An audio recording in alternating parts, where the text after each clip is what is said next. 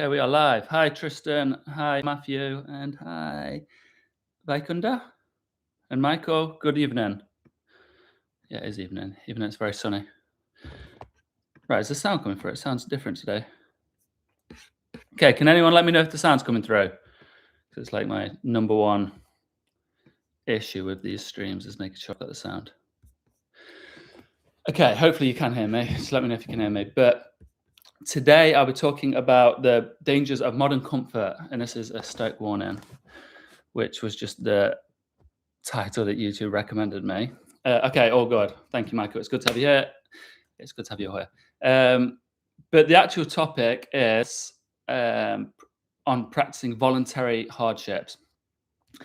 I didn't put it into the chat like I normally do. I'll just quickly do it.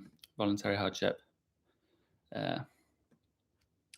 Okay, because that's actually the topic, is practicing voluntary hardships, why comfort is making us weaker, which I think is a perfect topic for today's, for the people today.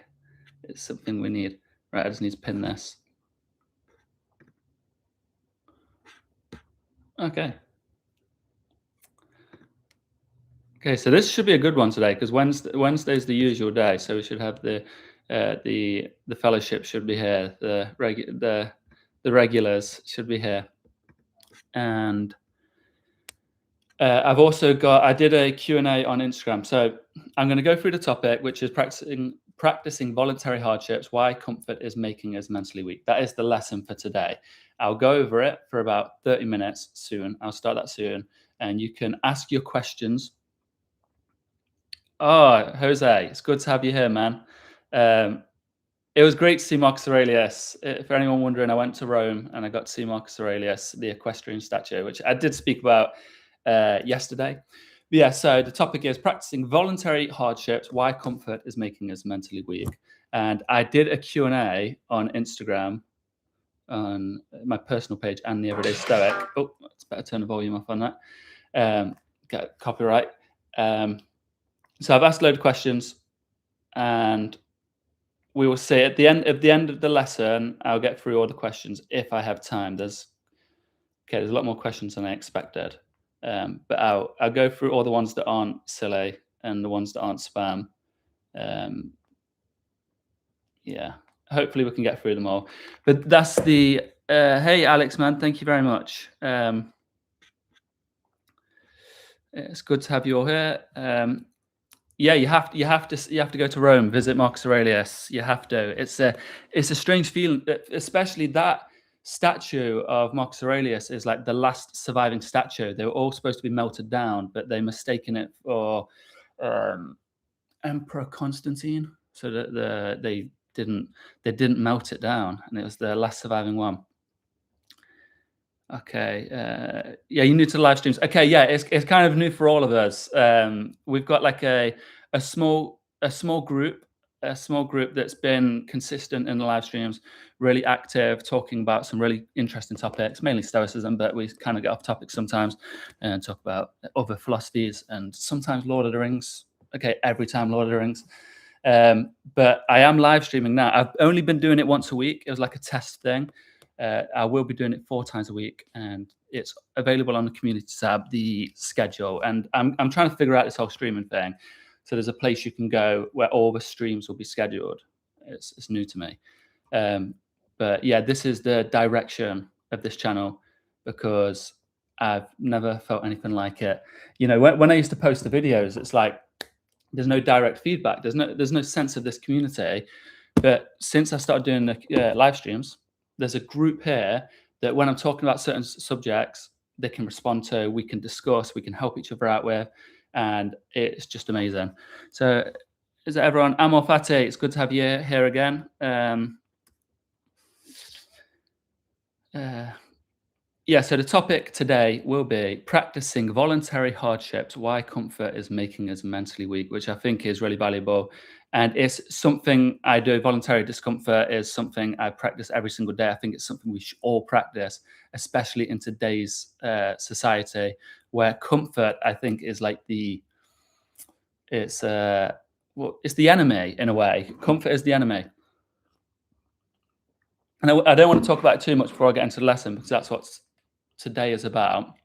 But I do believe that comfort is the enemy. It's not necessarily that comfort itself is bad. Of course, we all want comfort at times, and it's a privilege to be able to get to a place of comfort. But to live in comfort is to live in stagnation, and in stagnation we fall apart. In stagnation, bad things happen. We have to always be moving in some capacity and growing in some capacity. It doesn't mean we have to keep like reaching and attaining, striving for goals, but don't stay stuck anywhere. It's not good. Did I pin that thing? Let's see, I'm still. Alex, you say you're new to this. I feel like I'm even newer to this whole live streaming thing. Yeah, I've pinned it. It's not showing it as pinned, but it's pinned the topic: practicing voluntary hardships. Hi, Eleanor. It's good to have you here. I haven't even started yet, so you're right on time as well. I'm just waiting for a few people. Wait, you won't be able to hear me. I'm just waiting for a few people to turn up, and then I'll get started on the topic, which is practicing voluntary discomfort. Shanu, it's good to have you here. Welcome. I'm wondering what the time zone is for you. I don't know the time difference, but thank you for coming here. Hopefully this is a better time than the last stream, which was 6 a.m. GMT. And Rockhead, it's good to have you here. I think almost every one of the fellowship is here. So yeah, I'll go over the topic, practicing voluntary hardships. I'm going to try keep it shorter today to open up some more time for discussion, some more time for Q&As.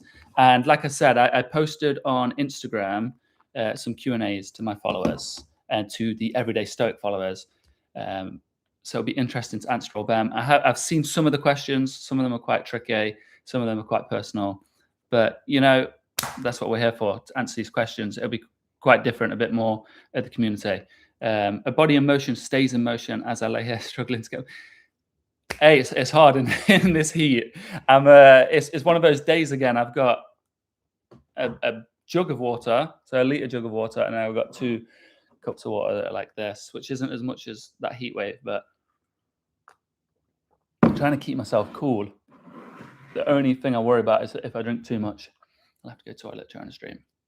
It's 10:30 p.m. Oh yeah, how did the interview go? That's okay. Yeah, how did it go? But that's the thing. Remember last 2 weeks ago we was talking about this Stoic on the ship that was taking they were on a voyage, and this ship hit a storm and almost everyone died. It was terrible. The ship was almost sunk, and the Stoic actually got scared. His face went white and he was shaking. But then when the storm passed, he was back to normal. And a lot of the people eventually approached him to mock him. And they were still shaking. They were still shaking. And they was like, hey, I thought you were Stoic. I thought you didn't get scared. And he said, well no, of course I can't override my physical condition. But now that the problem's gone, I'm getting back to being grounded, the internal. So yeah, you're back now to your senses. These things, it's like over time, the elasticity. That's what we talk about. Resilience is like, resilience isn't iron or steel or diamond. Resilience is like elastic. And as you get more and more resilience, you can be stretched out. You come straight back. You return to what the Stoics called the inner citadel, and that's that place. That's what we're building up, that inner citadel. So no matter what life does to us, no matter what challenges we face and what hardships we face, we can bounce right back. We have that resilience to keep bouncing back and bouncing back. So this might help you today. Voluntary discomfort. Why comfort is voluntary hardships or discomfort. Why comfort is making us mentally weak. I'm going to get started in about 5 minutes. Just talking to you all. It was okay. I answered a few questions very well. I couldn't answer. Overall, I lacked confidence, which I looked out for. Hey, one of my first ever job interviews, I got mocked and laughed at, and I was so nervous. It was the most embarrassing experience. But it just led me to, we'll be talking about all this sort of stuff soon in today's lesson on voluntary hardships. Yeah, I got laughed at my first interview. My first few interviews, I was so nervous. My only successful interview I had, I was at a house party, and I, s- I said to my friend's mum, I was like, she's like, "Oh, what are you doing for work now?" I was like, "I actually just lost my job." Um, it's a long story, but my boss made up rumors that I was an alcoholic. I've spoke about this guy a lot, but she was like, "Oh, my nephew, my cousin can get you a job." And he comes over to me, interviews me. He's drunk, I'm drunk, um, and I get the job. I aced the test, and that was one of the best. That was my cleaning job. That was one of my favorite jobs. It was so fun. Um, yeah, I sometimes miss that job. It was so fun. Like it was hard work sometimes. Like you're getting up early, and then you're doing a lot of manual work, but it was fun. And the boss was amazing. One best boss ever. Uh, um, yeah, I suppose I don't know if you're coming from a different country as well, trying to interview in the UK. I guess it's kind of hard with the language barrier. If there was a language barrier, I can imagine to make it more difficult and more nerve wracking. But hey, we're all here today. We've all made it here. So yeah, I'm going to get started in a minute or so on practicing voluntary hardships. Why comfort is making us mentally weak. I think it's a huge problem. Comfort and I'm going to talk, it's a topic I like to talk about, but comfort is a big problem, especially in today's society. And I think people mistake self love and self care. They mistake it. They don't, they say, oh, this is self care. Me scrolling TikTok for hours every day and lying down doing nothing is self care. I deserve a rest. That is not self care. Self care is what you would do for someone you love.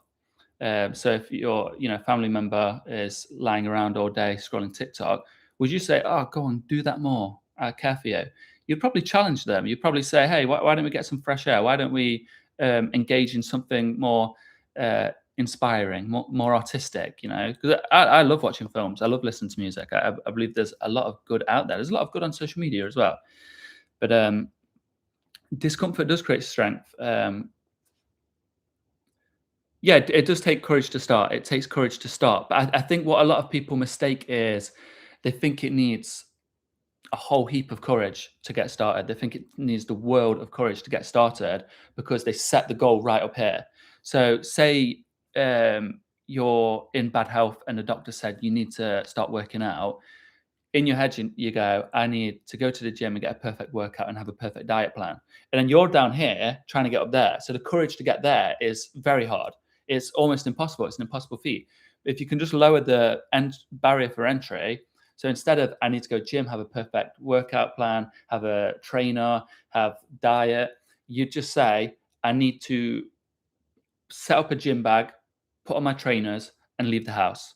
So that after work, when you get home, you put on your trainers, get your gym bag, walk out the house, and you're walking towards the gym or you're walking towards your car, and then you get to your car and you're like, I can't do it, can't do it. Well, it's better than you did yesterday. You go home, you go to sleep. You're a bit defeated, but at least you did something. You took a little bit of courage to take a step. And what do I say? What do I always say? Little steps, little steps daily go great distance. That's not what I say. Small steps daily go great distance. So the next day, you get up, you put your gym bag on, you put your trainers on because you've already done it. The resistance isn't too much. You get in your car, you drive to the gym entrance, and then you look at the building, you're like, that's scary. You go back, you do that again, 3 days in a row, and you're like, okay, today's the day. Day 4, I'm going to walk through those doors and talk to a member of staff. The member of staff signs you up. You go into the gym, and you tell the member of staff, like, oh, actually, I don't want to work out today. I just wanted to start because you got a bit nervous. You go home. Next day, you enter the gym, you do a few weights, go home. And eventually, you've got a full on workout plan. It's amazing. One of the members of staff, because if you go to a gym, they're always willing to write you a plan and help you out. I think gyms are generally really nice places. All the gyms I've ever been to, and welcoming as well. Well, if they see someone who's starting, and this is a fact, anyone that goes to gym can back me up on this, is the most likely person to help you out in the gym is the biggest dude, or the person that seems the most intense. So if there's a woman got headphones on, head down, intense lifting weights, so there's a dude that's huge and jacked, they will be the ones that will help you because they'll look over at you and go, oh, they seem a bit uncomfortable, they seem a bit nervous. Let's go help them out. And that's a fact. Every gym I've ever been to, the most helpful people are always the most jacked. Um, so anyway, then you've got your workout plan, and then you're working out for a few weeks until you decide to go, right, maybe I should get a diet plan. Maybe I should do that. You get your diet plan, you fall off, but you get on it, and then as long as you're paying attention to it, and Eleanor, you'll know about this. You're reviewing your day. As long as you're paying attention to it and reviewing your day, honestly, over time, you start to tweak it, and suddenly you're healthy, and you're in this routine of going to the gym, and it's wonderful. How did it happen? Small steps daily go great distance. Okay, so I'll answer these questions and then get started on the topic of practicing voluntary hardships. Why comfort is making us mentally weak. And then, like I said, afterwards, I posted on Instagram some Q&As, so I'll be answering those questions. No such thing as perfect. Lessons humanity has learned. Just make a start. Yeah, there is literally no such thing as perfect. That idea of perfection is what stops people from ever starting. I always think, like, I have to remind myself of this. If I ever come off the gym, like when my daughter was born, I took a big time off gym because I was like, those 2 hours in the gym, I'd rather spend with her. It's like a easy choice. But then when I was getting back to the gym, I was like, oh, I need that full 2 hour workout like I used to have, but I just can't do it. So I kept putting it off. And then I said to my brother Daniel, I was like, I just need to start the gym. And he wrote me a really short program, and I was doing it in my lunchtime breaks. I'm still doing it actually, and it's going well. What do you know? There's definitely improvement. That's good. Yeah. I actually really like hearing this from people who have been here before, like the homework we're trying. It's not homework. I'm not trying to scare anyone, but like the things we're doing when we're not on the live stream, like the reviewing your day, the voluntary hardships. If you're gonna, that will be this day's homework.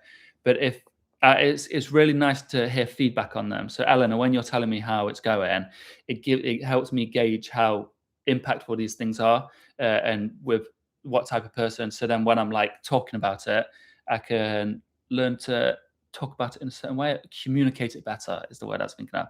Okay, so I'll quickly get through all of these, and I'm starting a lesson on voluntary hardships, which is super interesting. It's something that Stoics all talk about.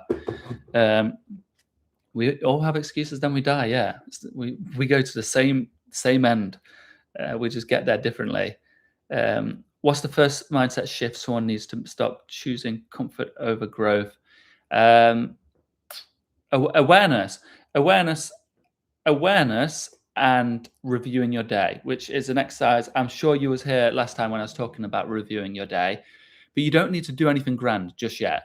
Awareness, review your day, and know that there is no step too small.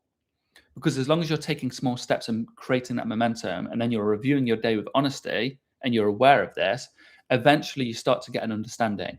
Your body, your nervous system, your ego, your everything, it has to catch up with the direction you're going. It has to catch up with your goal. You can't just force it there and expect everything to catch up with it. If you've lived a sedentary life, you can't expect it just to shift straight away. There'll be parts of you that are waiting to catch up.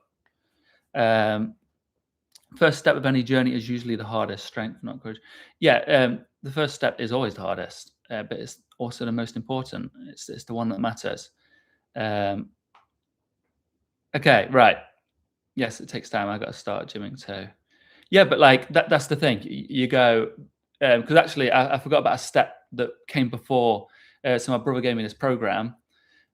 Before that, I was like so I was like, I need to start the gym, but then I didn't have the time. So I was like, okay, I'll just do some press ups at home. It's really not enough. It's not enough to get me jacked and in great shape, but it will keep me somewhat fit whilst I'm getting ready to go to the gym. So I was doing press ups, sit ups, press up variations at home.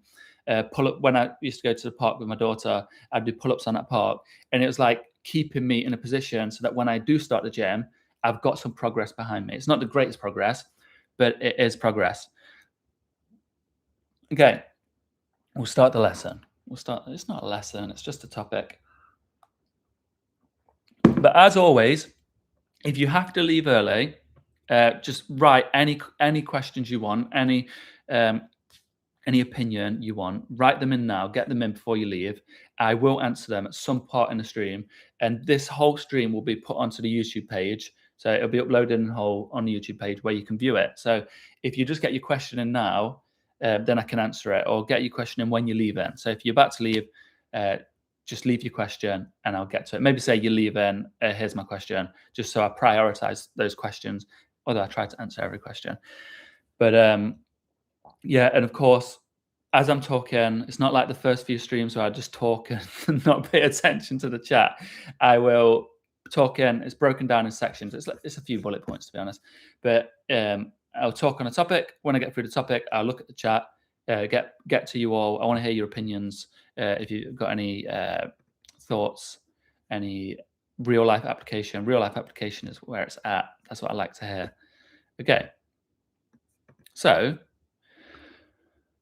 the title is The Danger of Modern Comfort, a Stoic Warning. Now, that's what happened when I told YouTube, because YouTube's got this new feature that recommends your titles.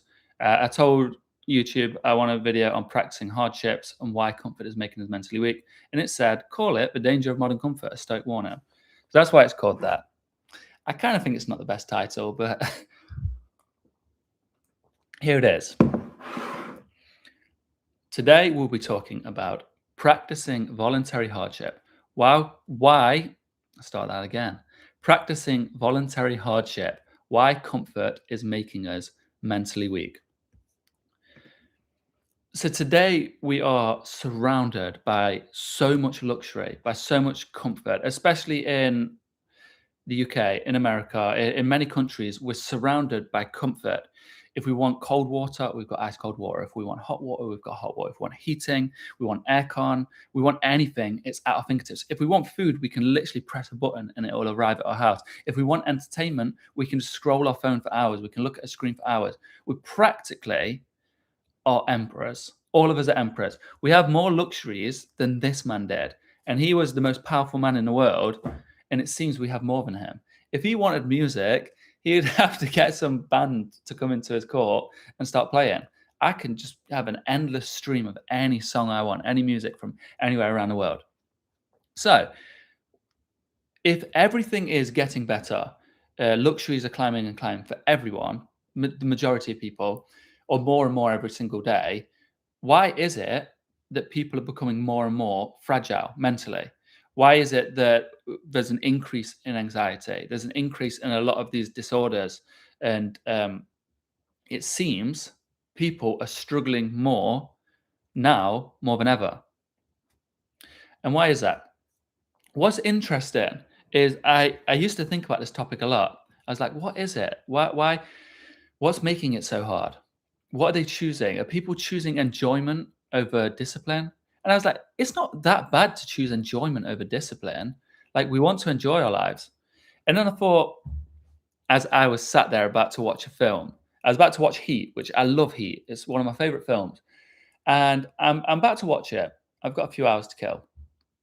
And I just can't be bothered to put it on. So instead of watching a piece of art that I would really enjoy, that I'd have a great time watching, I decide to pick something comfortable. I pick like some rubbish Netflix series that I can just leave on in the background whilst I'm scrolling my phone. So it was in that moment I realized we're not choosing enjoyment. We're not choosing peace. We're not choosing relaxation. We're choosing comfort. That is what we're choosing. And comfort is destroying us. So what we kind of want to become like, we can, the analogy, the warrior in the garden. We can live in the garden. We can. But it is better to be a warrior in the garden than it is to be a gardener at war. And what I mean by this is pain is a fact of life. The Stoics knew this. Many philosophers knew this. The Buddhists certainly taught of this. They certainly taught us that pain is a fact of life. You cannot outrun pain. You cannot end pain. We will all face pain in this life. But what we are taught by the Stoics, what we are taught by Buddhists, what we are taught about many philosophies is that even though pain is there, we can either have the pain and be weak, so then it feels horrible, or we can have the pain and be strong. So then when we're faced with the pain, we know how to deal with the pain because the pain's going to be there anyway. So rather than praying to God for a lighter load, pray for broader shoulders. Okay? Distractions. We are distracted from living our life. We consume all the anxiety and crap with ease. Dopamine. Yeah, dopamine addiction is terrible. And I think the reason you don't see it much in the media is because trillion-dollar industries, like there's $1 trillion riding on us being hooked to these programs. They want us to be hooked to apps. They want us to be hooked to everything, to TV. They don't want us to just watch it and walk away. They don't want you to just go on your phone and walk away. I've been thinking about this about a lot of apps. Is like, I mean, literally, some of the ex CEOs of these companies and ex head people of these companies, they talk about it like they say, we literally designed this product to keep you hooked. Like we put billions into research to keep you hooked. So we're fighting these big billion-dollar companies with billions of research and some great minds that their single goal is to keep you on it longer. What's someone's thought on this as well, right? I'd like to know people's opinion on this. Is dating apps, they make money from you using their app. But if the dating app was successful in you getting a successful relationship, right? So you meet someone on the app, you have a successful relationship, then you delete the app and never use it again. That would be it. That would be out of it. But I feel like somewhere along the lines, they realized they want you to keep on their app. So they don't want you to to have a success with it. They want you to just keep using it, keep using it, keep using it. And I feel that's the way like the media is pushing modern data and these apps are pushing it because they make money from it. Everyone wants that money and everything's about making more of that money. Anyway, we'll get back to the lesson. Pain is proof we're living. Feeling is proof we're living. But to feel pleasure, we must feel pain. It's a double-sided coin. You can't have one without the other. And the more you want to feel, the more you do feel. And that comes with a lot of pain. It's like being more sensitive. But if you're more sensitive to the pain, you're more sensitive to the joy. Okay, so where are we? So why did the Stoics practice voluntary discomfort? Because the Stoics weren't actively just punishing themselves. They were training. Seneca, I don't have his book beside me, but Seneca, one of the most famous Stoics, he wrote Letters from a Stoic. He would wear rough clothing. He taught about wearing rough clothing, eating simple, sleeping on hard floors. Emperor Marcus Aurelius, from a young age, took part in the Greek agoge training, which is kind of like if you've seen 300 with Gerard Butler. Awesome film. I don't care what people say. I know it's not the best made film, but it's an awesome film. It's got some really cool scenes. But Marcus Aurelius did that training, the Greek agoge training, which meant like sleeping on rough floor, wearing coarse clothes, eating bland food. And he was Emperor of Rome. In his meditations, book 1, from my mother, I learned kindness, piety, generosity, avoidance of wrongdoing, also simplicity of living, well clear of the habits of the rich. So from a young age, he was taught to stay clear of the habits of the rich, that we need to face this voluntary discomfort. All the Stoics talk about this. So where am I? So Seneca would do all these things. He would do these voluntary hardships, and he would ask himself, is this the condition that I feared? Because, we're so scared of certain discomforts. And I'm going to get more into that soon. But we're so scared of certain discomforts. And some of them aren't actually that bad. And Seneca is literally saying, like, if you try them out a few times a day, or you try them out once a day, you do some voluntary discomforts every so often. When you do it, you get a little bit of confidence. You're like, is this really what I've been fearing all this time? Is this how bad it's going to get? If all else fails, this is where I end up. It's not that bad. It's really not that bad. So I got a question for you all. Something that you can ask yourself. You can ask yourself all these things, all these luxuries you have, the Netflix, the apps, the Instagram, all of it. Ask yourself. Maybe you can answer it for me, actually. I'd like to see your answer. Netflix, Amazon Prime, Disney, Crunchyroll, all of them. If they disappeared tomorrow, would you still be okay? If your Deliveroo, your Uber, if it all disappeared tomorrow, would you still be okay? I would be thriving. I think without these things, a lot of these things, I think most of us would be thriving. Life would actually be better. Which is strange because these things promise to improve our life. But on the general scale, that's good to hear, Eleanor. Yeah, and I know you'll be okay. I know all of you will be okay. Um, because these things, although they promise us great greatness, they promise us all these really good things, is they don't really deliver. I often feel that is like social media promises us connectivity and sociability, but we seem to be less connected. We seem to be more lonely. We seem to be less social. Um, so you know, yeah, Uber. Yeah, but like I've got my own thoughts on Uber. I won't get too I won't talk about Uber too much. I just think they ruined the market. They ruined the market. All the taxi companies, the same as Airbnb, they completely drove the prices down. They lost billions and billions and billions until these other companies couldn't compete, and then they stole the whole market. Yeah, they are just traps that bind us. They are. Most Yeah, most of the time. I do see some value in these things. I'm not saying they're like the villain, but they do trap us. Okay, so the enemy that we face is fear.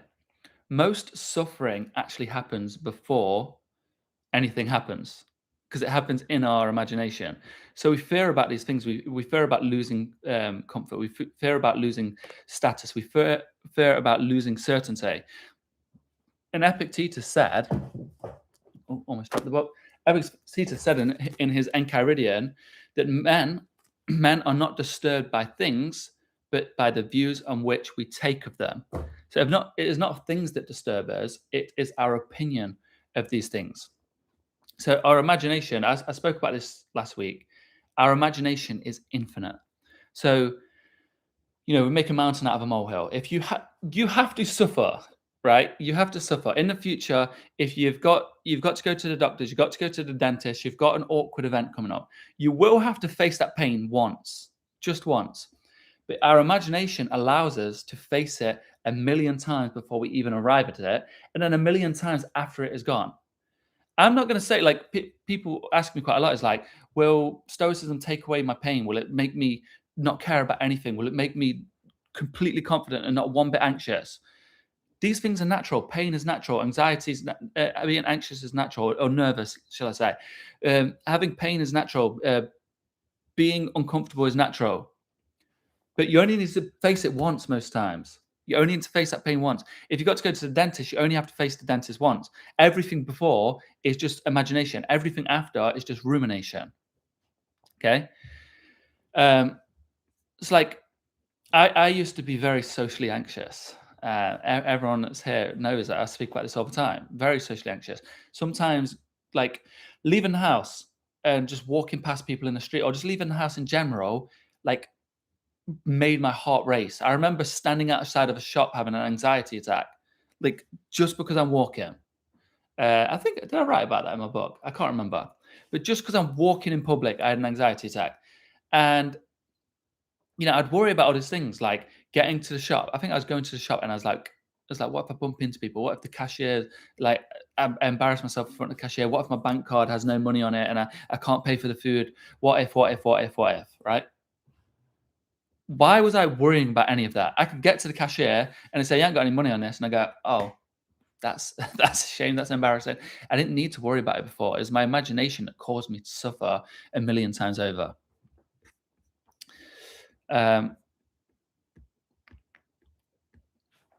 and that's the thing about voluntary discomfort. They teach us. They teach our nervous system. They teach our psyche that we can, in fact, survive this thing because we have faced it. So the thing, this is the goal, and I'll get onto the general topic of voluntary discomfort, but if you have to socialize, I had very bad social anxiety.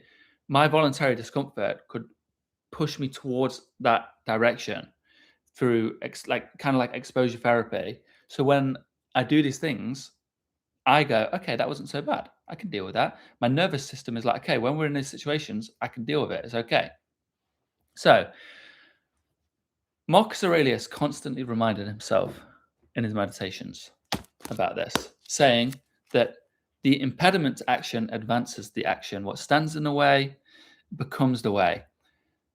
And this is what the Stoics talk about, that every inconvenience becomes training. And they use the most perfect analogy. And everyone that's been here before knows I like this analogy.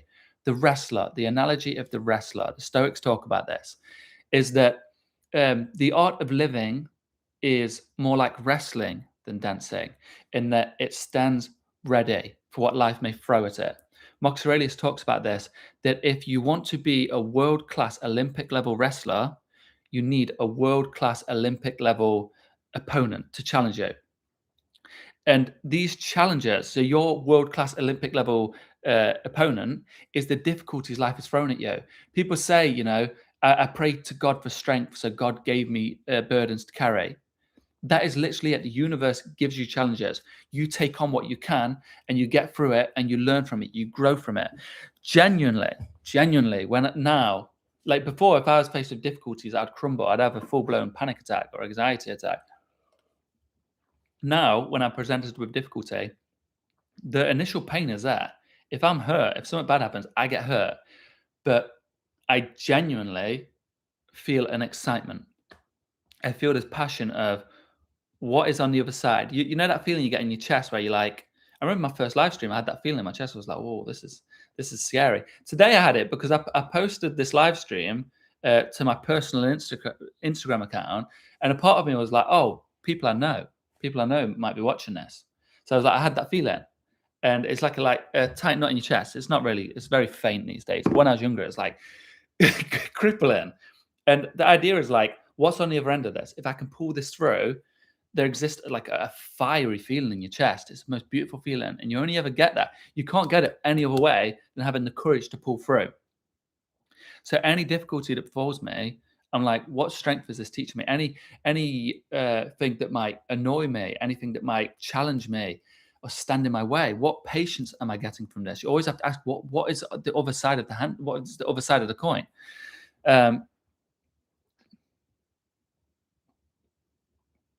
Okay, where am I? Yeah, so the Max Aurelius uses the wrestler analogy. Talking about training, preparing the wrestler, even when the wrestler is not actually against an opponent, even when you're not going through a heartbreak, even when you're not lost your job, even when you're not ill, whatever it is, even when that's not happening, you're still training like a wrestler. You're still preparing yourself, getting ready, because when life throws that challenge at you, you're prepared.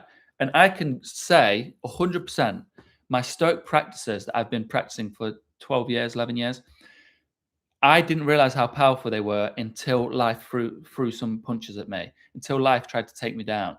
And I was like, hey, what do you know? I'm also an Olympic level wrestler and I can take on these challenges. And it's a lot easier than I thought it would ever be. Okay, let's get some questions out of the way.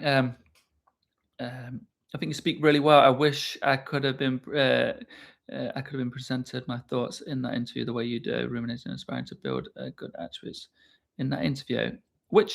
Oh yes, in that interview as you do.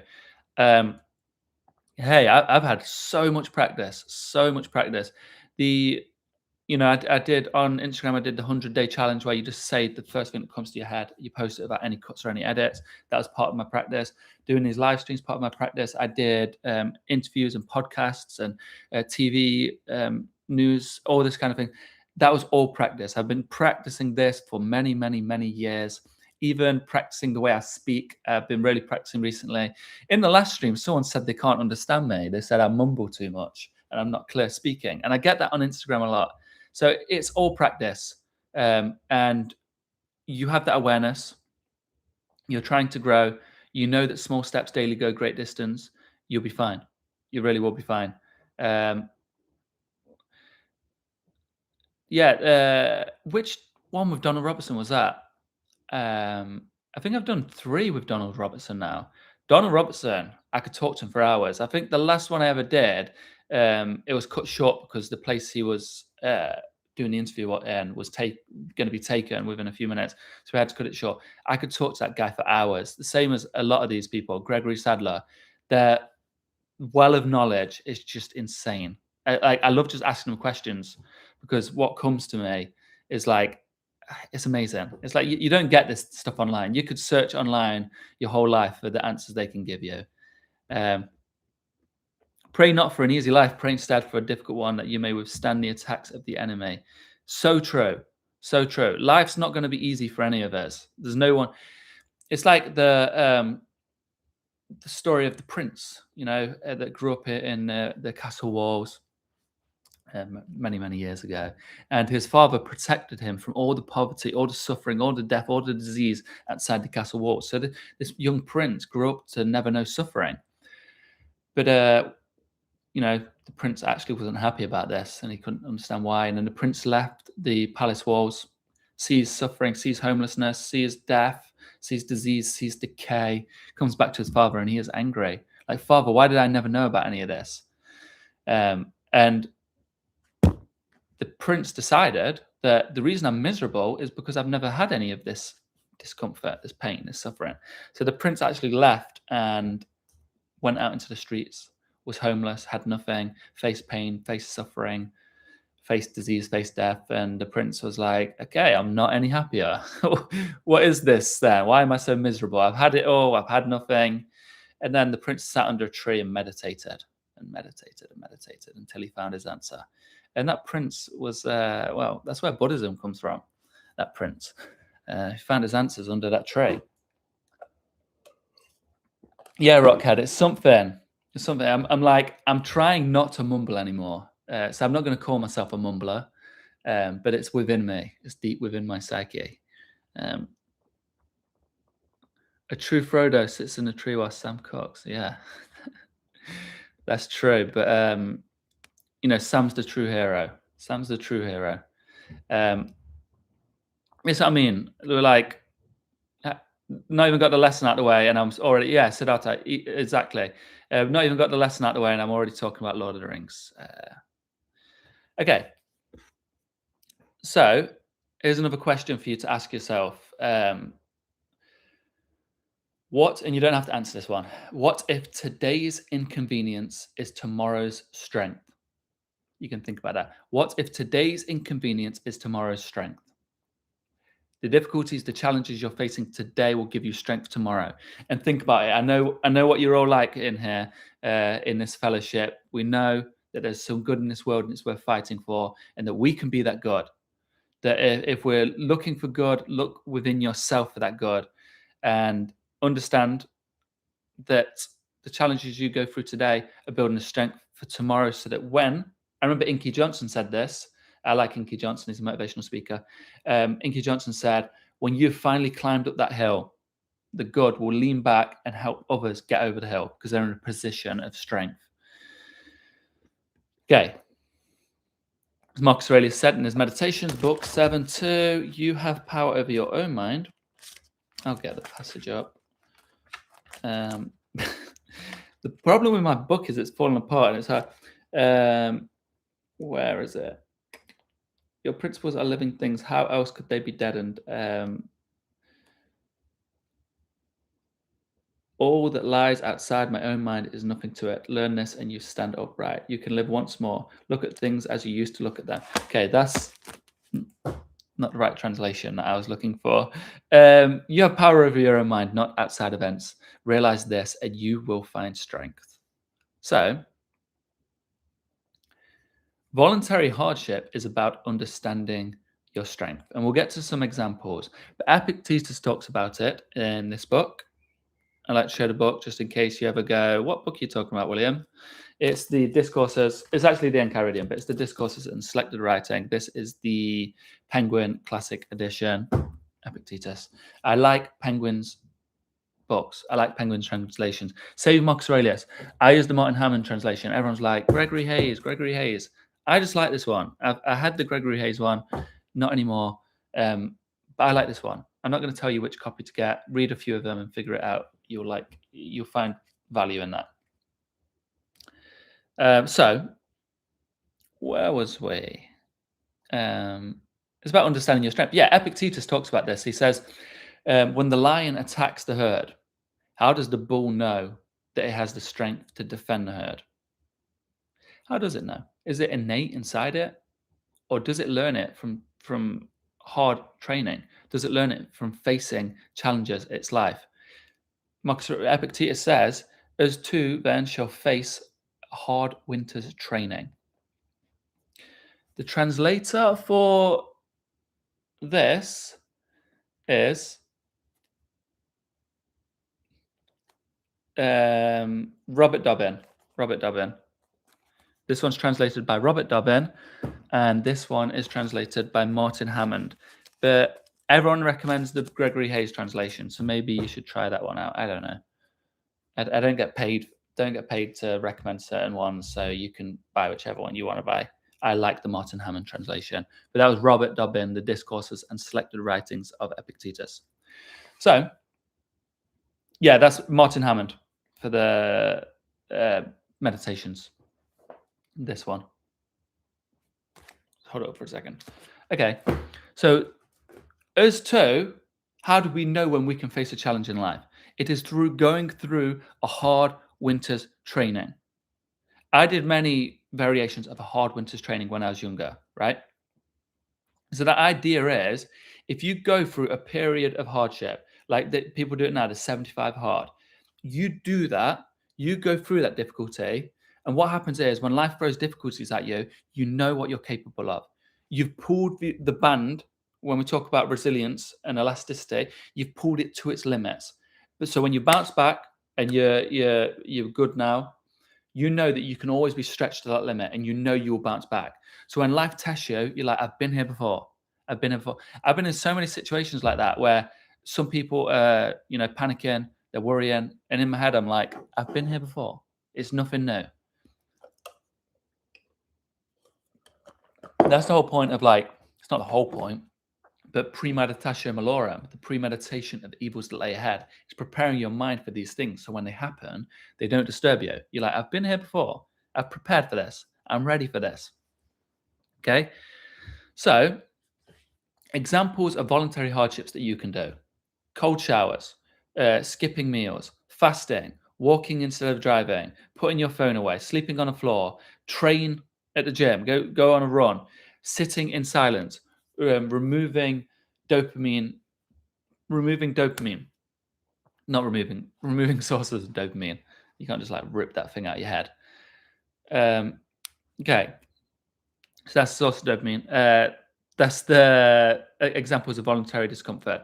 If you're not happy with yourself first, you'll never be happy with. Yeah, if you're not happy with yourself, you won't be happy with anything else at all. I remember Claire Wineland, so inspiring. She said, if you're not, and Claire Wineland was very ill at the time when she said this, and she was talking about she always wanted to get better. She thought, the day I'm better, I'll be happy. The day I'm no longer in hospital feeling like this, then I'll be happy. And one day she made a video about this. I really recommend her videos. She says, if you're not happy with what you have, you won't be happy with what you get. And I remember hearing that from her and thinking, that is so true.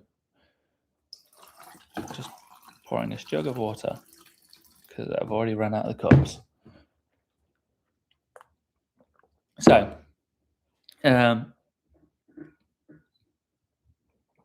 yeah, that's good. Your wife is prompting you to speak up, Rockhead, prompting you to speak up because it's just a reminder. And a good exercise actually is, I don't know if I keep seeing it on social media, but I've got nothing to do this with. You put a pen. Okay, I'll use my charging cable for now. You put a pen in your mouth like this, and you speak like this. Yeah, sorry, it's a bit off topic, but you speak like that. So you try to read a page of a book with your pen in your mouth, and you have to speak more clearer. And after you do it, you'll notice you're pronouncing words more clearly like that. But it's a very helpful exercise. A bit off topic. Um, if you know what hurts you and you know what helps you, then you can make a start. Exactly. It's awareness. This is what I was saying at the start. It's awareness and honesty, and that's why reviewing your day, that exercise I gave, reviewing your day, is very useful. The Stoics learned it from Pythagoras, which I always talk about.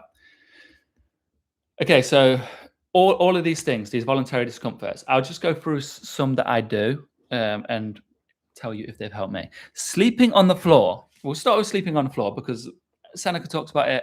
Marcus Aurelius talks about it. Marcus Aurelius is emperor of Rome, and he thinks it's a good idea. Right?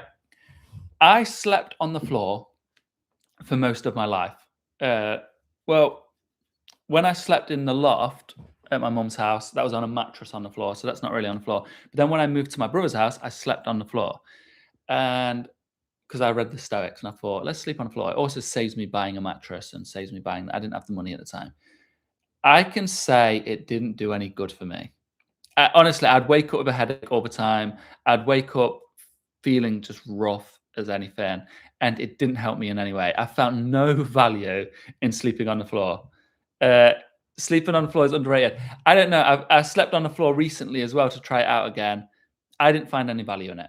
That's not to say there isn't value in it. That's just my personal opinion. A lot of people recommend it. A lot of people actually recommend it for posture. Um, didn't improve me. Yeah, sleep outside in a bed of rocks. That's true, actually. When I was in New Zealand with my friend, we slept outside a lot on the floor, and that was amazing. That was incredible. They were some of the best nights sleep in my life. So, maybe, but I genuinely don't say sleeping on the floor is that valuable, just for me. Cold showers. I love cold showers.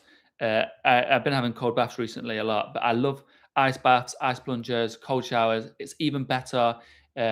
We used to head up to Scotland in the Highlands a lot, and the locks are frozen over like ice like this thick, probably that thick, and you cut it through with an axe, and then you sit in it.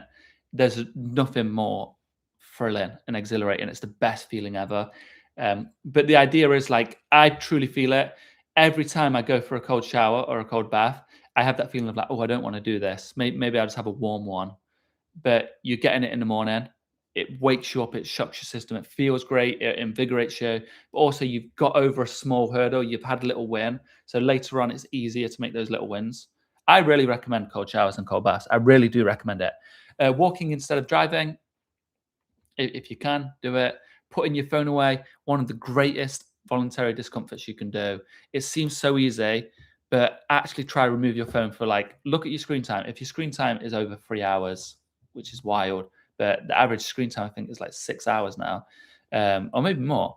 If your screen, just try put it away. Try reduce it an hour. Try put it in a different room. When you go to bed at night, put it in a different room. Keep it in. Like I have a bed for it, which is just here. It's not a bed. I just put it down there. So when I'm doing stuff, it's there. Except now when I'm streaming, it's just in case I have an emergency call, I can see it in front of me. Training is a good one. Sitting in silence is a good one, and fasting. I know a lot of religions talk about this. A lot of cultures talk about this. Fasting is the only one I've faced difficulty with. And it really tests me. For a while, I was doing a lot of fasting. I haven't done it for a while actually, but fasting is very difficult for me. And it's something that's always on your mind. Eat, eat, eat, eat, eat. It really tests you. It really does test you. But it's that thing in my head. I'm like, if I don't eat for a day, what am I going to do? How am I going to cope? And when you fast for a day, I mean, the max I've ever done is a day. So I'm not one to preach right now. I know people fast for a lot longer than a day. But when I fast for a day, I'm like, okay, if I don't have food for a day, it'll be okay. It'll be okay. But it also helps you with these cravings that you really test, at least for me. Some of you might struggle more with cold showers or whatever it is, or walking or whatever, removing your phone. But for me, fasting was just super difficult. It always is difficult whenever I do it. And it's always on my mind. It's always like a battle. But I believe it helps me with my discipline, helps me with my mental fortitude. Something that is interesting, and this is why I just say my personal takes on these things, is I could say to some of you, do some exercise, go for a walk. And it might seem like the most daunting thing in the world. Like going to the gym is like, oh, I can't do that. Go for a walk. I can't do that. It's too difficult. Or I might say to some of you, have a cold shower. You might, I can't do that. It's too difficult. I might say fast. Oh, like me personally, I find fasting really hard. You might look at me and be like, fasting's easy. Okay, I'll do some fasting. See how that helps me. Well, here's the thing with voluntary discomfort. It has to be uncomfortable. Okay. I got a story for you. It's a story of Diogenes. Diogenes is a great man. I talk about him a lot, actually. And, he used to just walk around naked. And he's naked one day, and there's these Spartan guards, well, the Spartan warriors, but they're guarding. And Diogenes walks up to a bronze statue. There's this exercise called hugging bronze statues. And it's winter. And Diogenes walks up to the statue naked, and he's hugging it. And he's hugging it to increase his tolerance or something. And the Spartan warriors look at him like, "Whoa, what's this crazy guy doing?" He's like, "Hey, sir, you're not cold." He goes, "No, I feel nothing." I'm trying to like act all tough.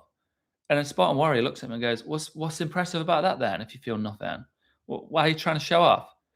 And that's the thing. If it's easy for you, if it's not uncomfortable for you, then it's not really going to benefit you. So all of them, cold showers, going to the gym, putting my phone away, sleeping on the floor, training, sitting in silence, digital detox, all of that is relatively easy for me. But fasting is hard. I really have a hard time fasting. So that's where I should do it. That's what I should do. That's where I should do voluntary discomfort, because that is where I'll have the most growth and the most impact. So don't just listen to some of the examples I've given and go, "Oh, William said cold showers. Do cold showers are going to change my life." If you find them easy, I mean, you can still do them. I find them relatively easy, and I love, like, it's just refreshing. Nothing refreshes like cold water, especially when it's this weather. It's like, I don't know what people in hot countries are talking about when having cold showers. It's like it's a gift. But yeah, find the one that's hard for you. Find the one that you find uncomfortable, and then try that. Okay.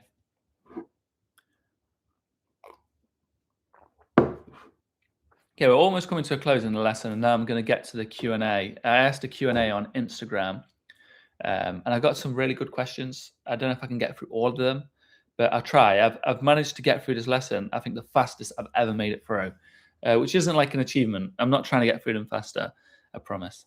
But is everything making sense? Has anyone got any questions? Okay. Sleep standing up. This is another level. I think I've told this story about the bin man, but at that bus stop, I used to fall asleep standing up. Not that I wanted to. I was just so exhausted. And I remember one time I used to get on this bus with the same people, right? The same group of people finish their jobs, finish school, university, whatever. And I remember I was at the front of the line and I was waiting there, and I fell asleep standing up. And there's like 8 people behind me. Everyone gets on the bus, right? So everyone gets on the bus. I'm there asleep, standing up, and I've been waiting for like 20 minutes. And the bus driver beeps, and it wakes me up. And then I'm like, oh, and I thank the bus driver. I get on. But in my head, I was like, how did 8 people just watch me, the same guy that gets on the bus every day, just sit here falling asleep, and they left me? Yeah, sleeping on the floor, it gets cold in winters. One can get sick. Um, I don't know much about that, actually. It's a Templar practice, was typically done for at least 100 days. Wow. I need to learn more about the Templars. It sounds like a really interesting topic, and it seems like something you know a lot about. Maybe you could teach me about. Um, I'm just sitting in the middle of a 48-hour fast, which I do every 28 days since September 2025, and it gives me power. Michael, I'd like to know more about that, actually. Is there a reason you do it? Is it inspired by anything?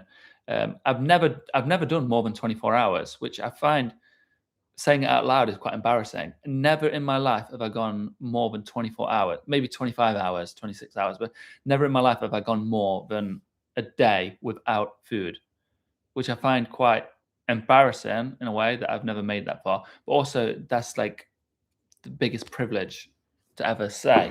I've just said that out loud, and it seems so privileged to be able to say that. So grateful to be able to say that.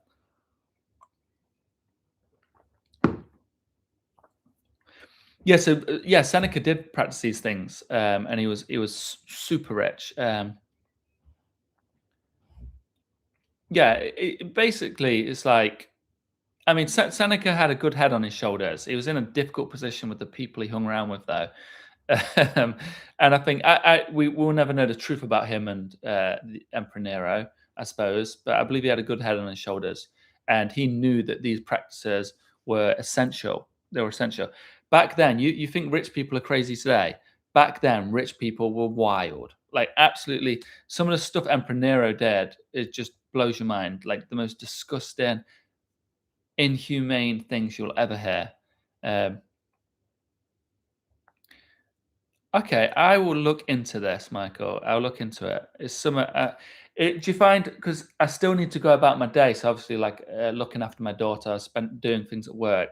I feel like after 48 hours, I might be a bit exhausted. Maybe I'm wrong. Maybe not. I just feel like I might be exhausted, and it might be hard to do these tasks. I don't know. I'd like to know. Um, that's the only thing I do worry about.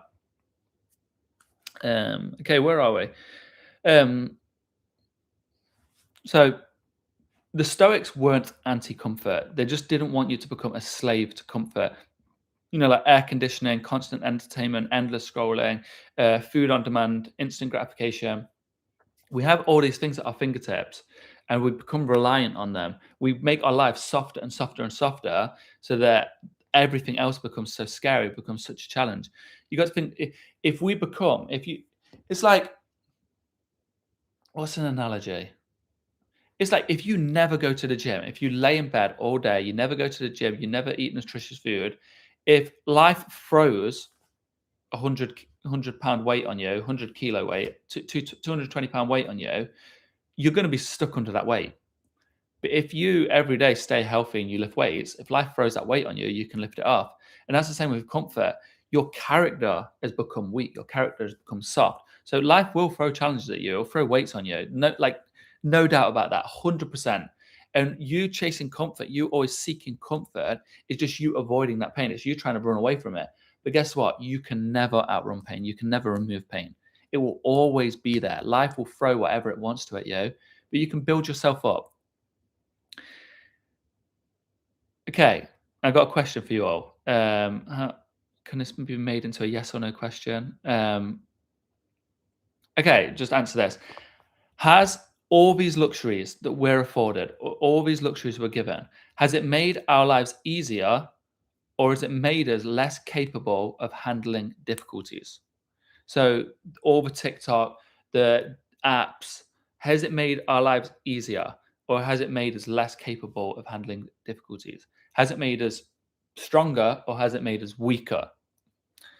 You have to think it all seems like a blessing. We've been given all these gifts, but has it made us weaker or has it made us stronger? So that would be the answer.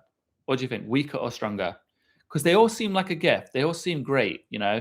A long time ago, before we were given them, someone comes along, Mark Zuckerberg's like, "Hey, I've got this app where you can have anything. you can have, you can have anything, anything you want to watch, anything you want to do, you can have it." And we're like, "Hey, that sounds cool. That's going to make our lives better." But has it made us weaker or stronger? More toxic, more weak, less capable.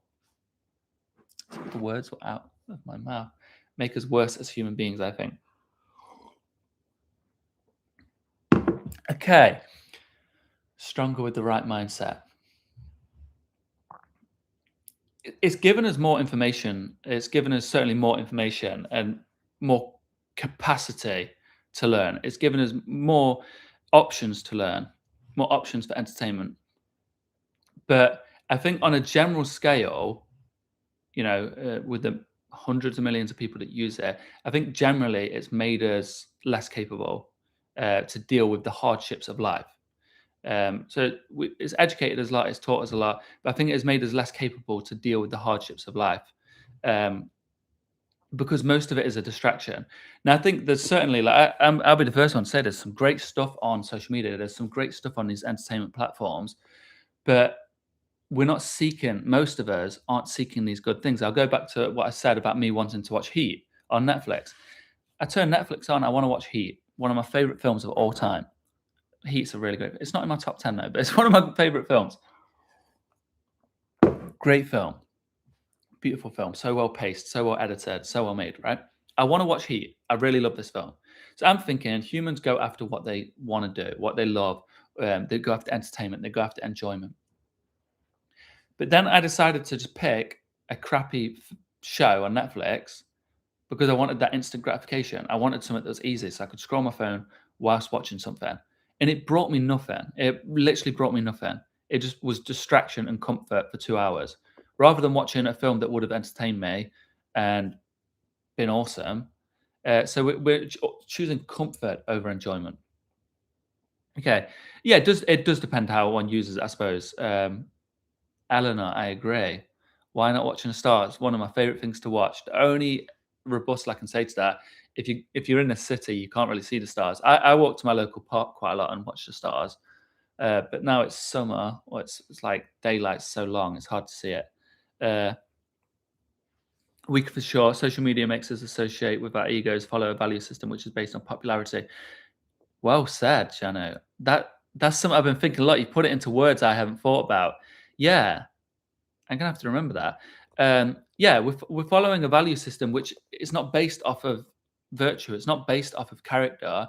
A lot in the past, the value systems were based off of like religion, philosophy. It was based off of the great people we admire. But now, yeah, it's just based off of whatever's shoved in our face. And unfortunately, what's shoved in our face now is often to do with what annoys us, what creates arguments, what creates conflict, what gets engagement faster and more aggressively. So now our value system is based off of what makes the most noise, and what makes the most noise now on social media is ridiculous stuff. You don't see the ordinary, you see the extraordinary, and normally it's quite bad. Um, Making us using our brain less and less by the day. What good can that bring to us? Yeah, I suppose it can make us use our brain more. That's the only thing I would say. But on a general scale, I think yeah, we're using our brains less and less. Although I'm I'm optimistic about our future. I see a lot of good things with the changing of habits people are having, especially the younger people, younger generations, like reading books, taking on hobbies, social groups. It feels like people are getting a bit tired of this all. Um, okay, where are we?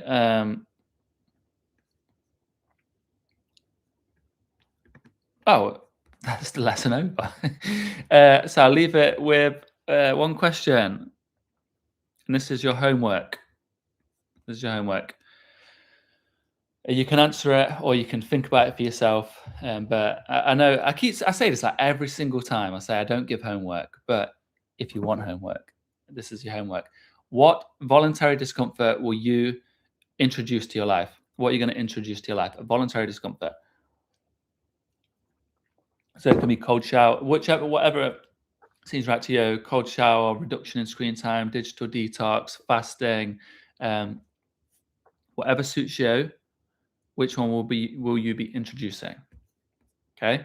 So if I'll be getting onto it because I asked on Instagram, I asked people to send me their questions. I've got a lot of questions to get through, some interesting questions.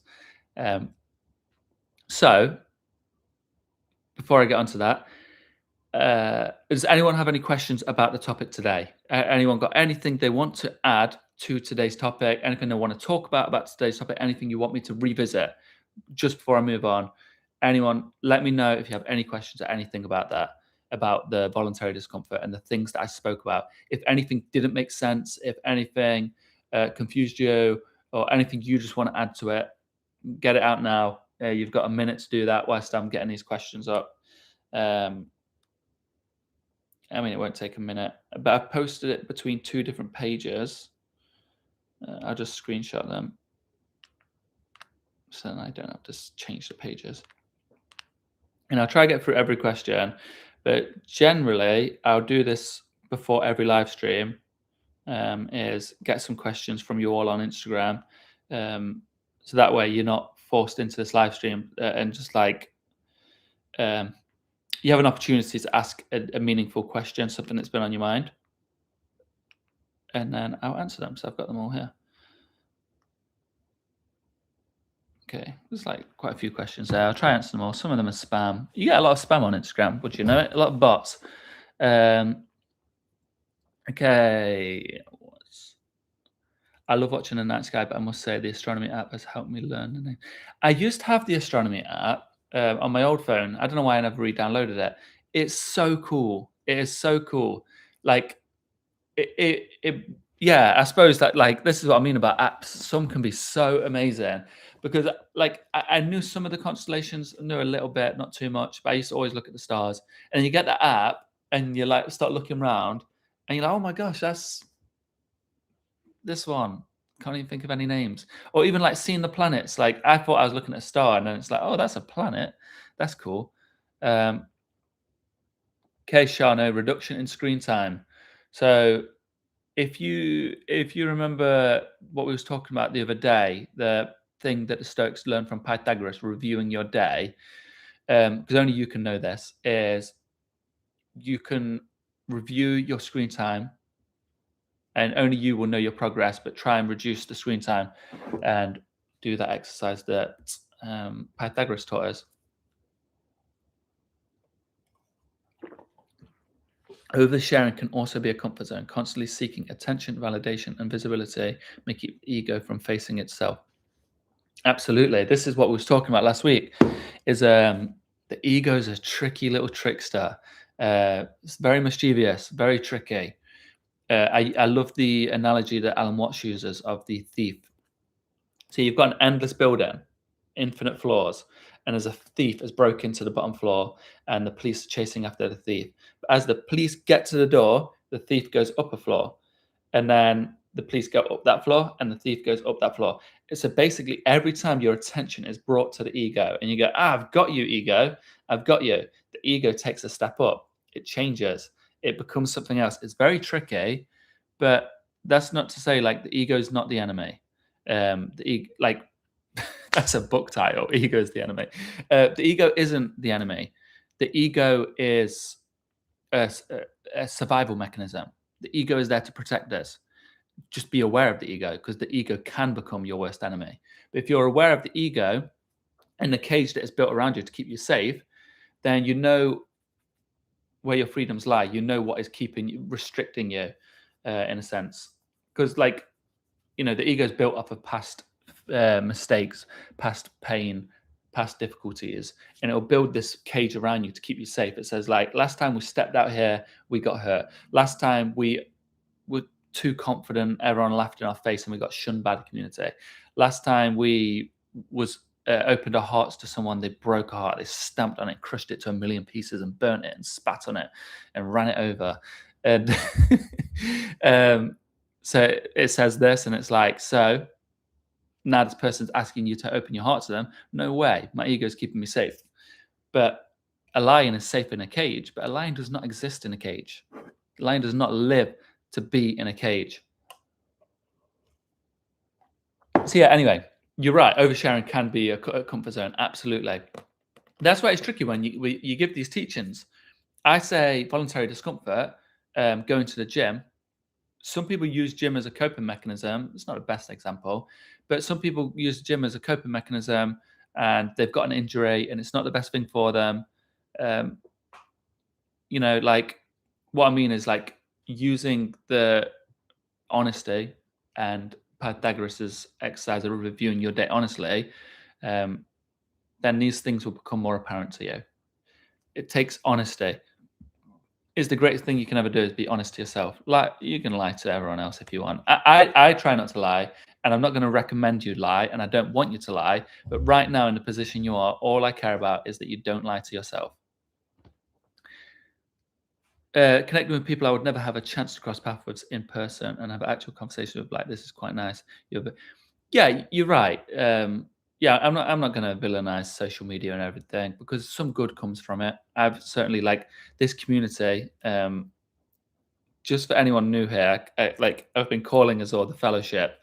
The idea is that Sauron was the epitome of evil. He was the embodiment of evil, and a small group, the fellowship, took on evil. They all joined together, thinking that we're too small. A little hobbit is too small. It was exactly the hobbits. It was Sam that saved the day. Sam was the hero. Just a little hobbit took on evil. But anyway, the point is that we're the fellowship. We're taking on the challenges of life together. We see that we can do better. We see where things are going wrong. We see that there's some good in this world, and it's worth fighting for. We also see that if we wish to see good in this world, we can be the good in the world. Be the good you wish to see in the world. Okay. So I call it a fellowship. Just if I ever say that, that's what I'm referring to. And if I ever call you a pebble, I'm referring to the Monkey King, right? The, the Monkey King is like bullying the little girl and says, "You see this? You are this little pebble. You're nothing. You're this little pebble to me. I can crush you." And the little girl takes the pebble, throws it out into the lake, miles, spanning for miles. It lands in the lake and sends ripples across the lake. And she says, "Yeah, I might be a pebble, but look at the impact I have. The ripples go out for miles." And we're all just the pebbles. Our ripples go out miles. Um, and I know that sounds silly, but I say it, never disregard the power that you have, the power that you have to change lives, the power you have to do good, the power you have to save lives. And I know like some of you listening will probably be like, 'cause I've been there before, like, "Oh, shut up, William. Like, you don't know who am I to change the world?" I've been there. Like, who am I to change the world? I can't do anything. The best example I can give, you think of an old person, and this is real life examples I know. This is real life examples I know that have saved lives and changed lives. An old person, no family, no friends. They're in their room by themselves for days or weeks on end, so lonely, and they are on the verge of just like giving up, right? I know actual situations like this, and they spend their fortnightly trip to the shops. They're walking to the shops, so miserable, so depressed, so anxious, and some random person, whether it's one of you, smiles at them, and then they smile back, and you say, "Oh, you having a good day?" And then they go, "Oh, well, I just watched, I just watched football. Can't believe we won." And you talk to them for 5 minutes, and suddenly they have this swell in their heart, and they're like, "People aren't so bad. Maybe if I go to the shops tomorrow, I'll see someone else like that. Maybe I can talk to them again." And suddenly they've got this spring in their step. Suddenly they don't feel so lonely and so useless and so sad. That's just one example. It is a fact. A bin man gave me a book. A bin man gave me a book from a bin. He gave it to me and it changed my life. That was 12 years ago. That bin man gave me a book. That's all he did. It's a book's like what, like £3, £4 probably at the time. It was a secondhand book. It was free for him. He found it in a bin. He gave me that book and he said, "I always see you reading books at this bus stop. Here you go." That one bin man has been on my mind most days. Changed my life. He saved me back then. I was so miserable. I hated life. I was so anxious all the time, thinking everyone was against me. The world was a horrible place. And he did this one nice thing. And I thought, there's some good in this world and it's worth fighting for. So we'll keep fighting every day.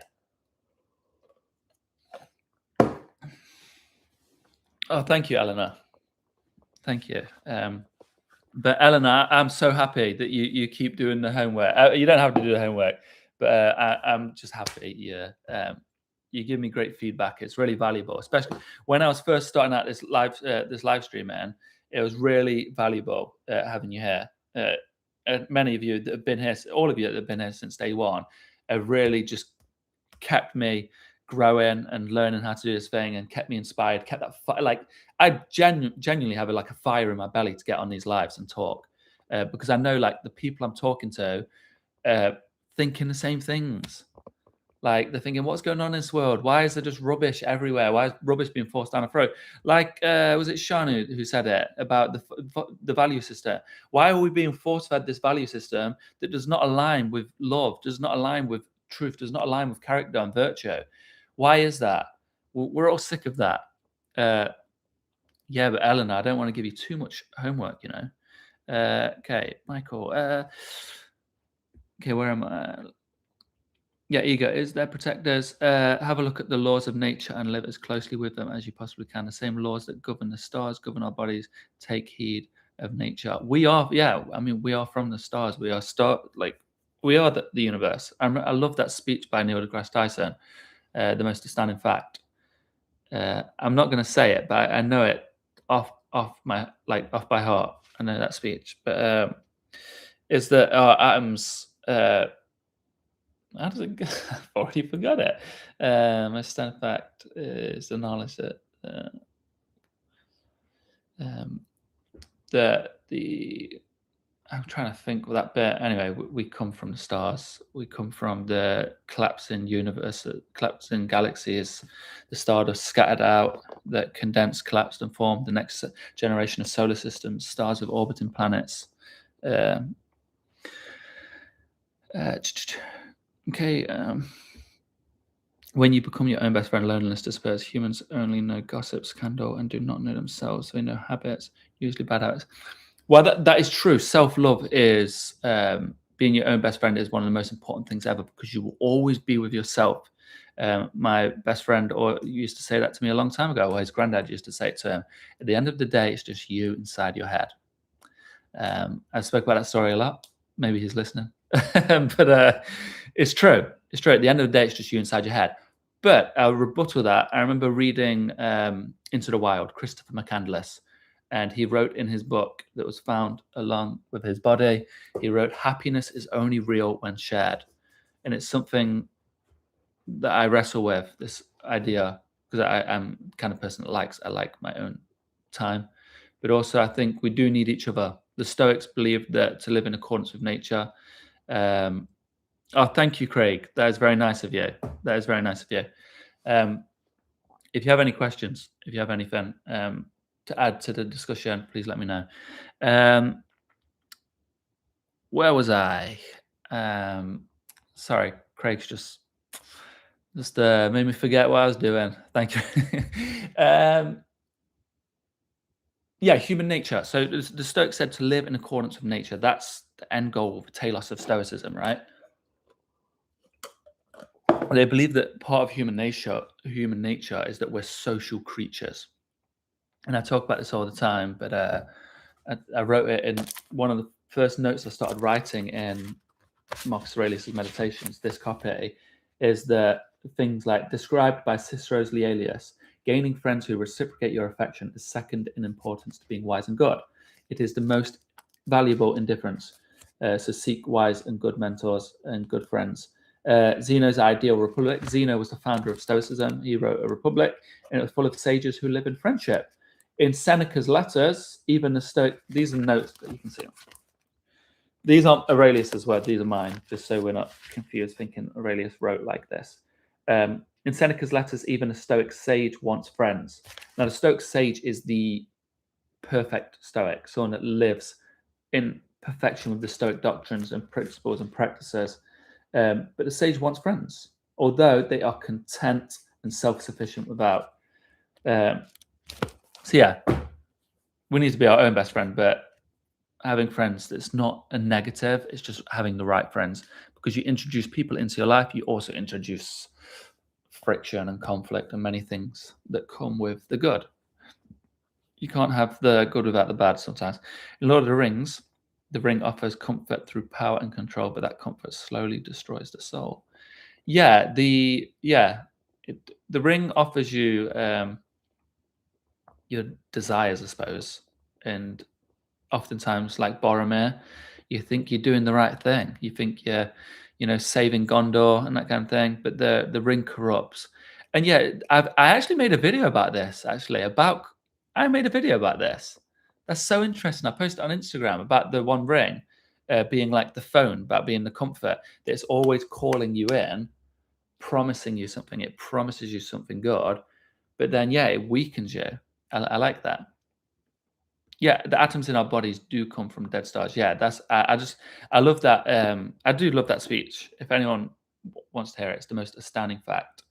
The most astounding fact is the knowledge that the atoms that comprise life on Earth, the atoms that make up the human body, are traceable to the crucible that cooked light elements into dark elements in their core under extreme temperatures and pressures.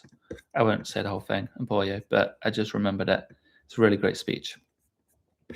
So let's answer these questions. Let me just remove my notes. Okay.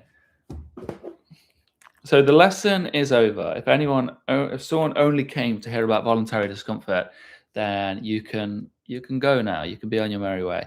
But I did a Q&A on Instagram with the followers of the Everyday Stoic and my personal followers. So there's a mixture of questions, and I'll try answer quite a few of them. How to make a purpose life. I'm 22 years old boy without guidance on my own. How to find a path. There's many things. Firstly, there is no path. The path appears under the foot that takes the step. You need the courage to take a step, because if you see a path, that is one that someone else has created. So you'll always be walking down someone's path. And I'll give you a very great example to find your career. It's the best advice I've ever heard about this topic, and it is from Chris Hadfield, the astronaut. He says, if you don't know what you want to do in life, go into a bookstore. He says, just go into a bookstore, and where do you naturally go? Think about it now, anyone listening, right? If you, this is for all of you that don't know what career you want or what you want to do with your life, right? Imagine you've just entered a bookstore. What section are you walking to? What books are you grabbing? Okay, you got it locked in. You don't have to answer, or you can answer. Who, I don't know if Walter White. Walter White asked me this question. If Walter White's here, who I'm answering the question for, what section of the bookstore do you go to? Okay, so you think about this. He says, whatever section you go to, whatever books you look for, that's where your core interest is. Because you've naturally drawn to this section when you've been given every option: travel, cook, history, geography, fashion, art. You've been given all these options and you're naturally drawn to a certain section. That's where you're interested. So he says you go to this section. I did this myself a long time ago with film. Mine was film and travel. I would always go to film and travel. So in the filmmaking industry, I do editing. Well, I've moved from editing to producing now, but I would always go to film. So you go over to film. Okay, no, you go over to, say you go over to food. I also went over to food. I love a bit of food. You go over to food, right? And you like looking at all these recipe books. And then you think, okay, what jobs are in food? And you look at them all. You're like chef, sous chef. You look at the top of the top that you dream of going to. So you pick it and you're like, that's what I want. And then you think of all the steps to get there, all the other jobs that can fit under that are more of an entry level. So I worked in a kitchen. I got up to being a sous chef. Then I had to leave the country. I didn't have to leave the country. I left the country, but I started out as a cleaner. Then I became the kitchen, the KB. That's not a very nice word. What they call it, actually, the kitchen hand. That's what I was called. This. It's not my word. Anyway, KB. Just imagine what they were calling me. So yeah, I was the kitchen hand, and then the head chef left. Sous chef became head chef. I became a sous chef, and it's like a work up. So if I wanted to be a head chef of a fine dining restaurant or my own restaurant, I'd start off as a cleaner, start off as a kitchen hand, try help around the kitchen, maybe become a sous chef, maybe become a head chef. Then I'm like, okay, I'm doing great at this restaurant. Let's reach out to better restaurants that match what I want. And then you become a better chef. You start learning, and then you go and open your own restaurant. The thing is, I suppose also you can do is look at people that are in your position, find out how they got there, the advice they give. Okay, get some water, and then to find your. But I suppose the best advice for finding your purpose is to understand that virtue is the most important thing. And this sounds so unhelpful when I say this. Like, just chase virtue. It's the most important thing. I mean this. When you operate from a place of virtue, this solid foundation, that is your purpose that you wake up every day for. Every day, my purpose is who I am. That is my purpose. Being a better person, following virtue, steering away from vice. That is my purpose, because everything falls under that. I can be a better father because I live in accordance with virtue. And that will always, every time I pursue virtue, every time I stand on a foundation of virtue, I will be a better father. I'll be a better friend. I'll be a better teacher. I'll be a better person. So yeah, that's some advice for you. Okay,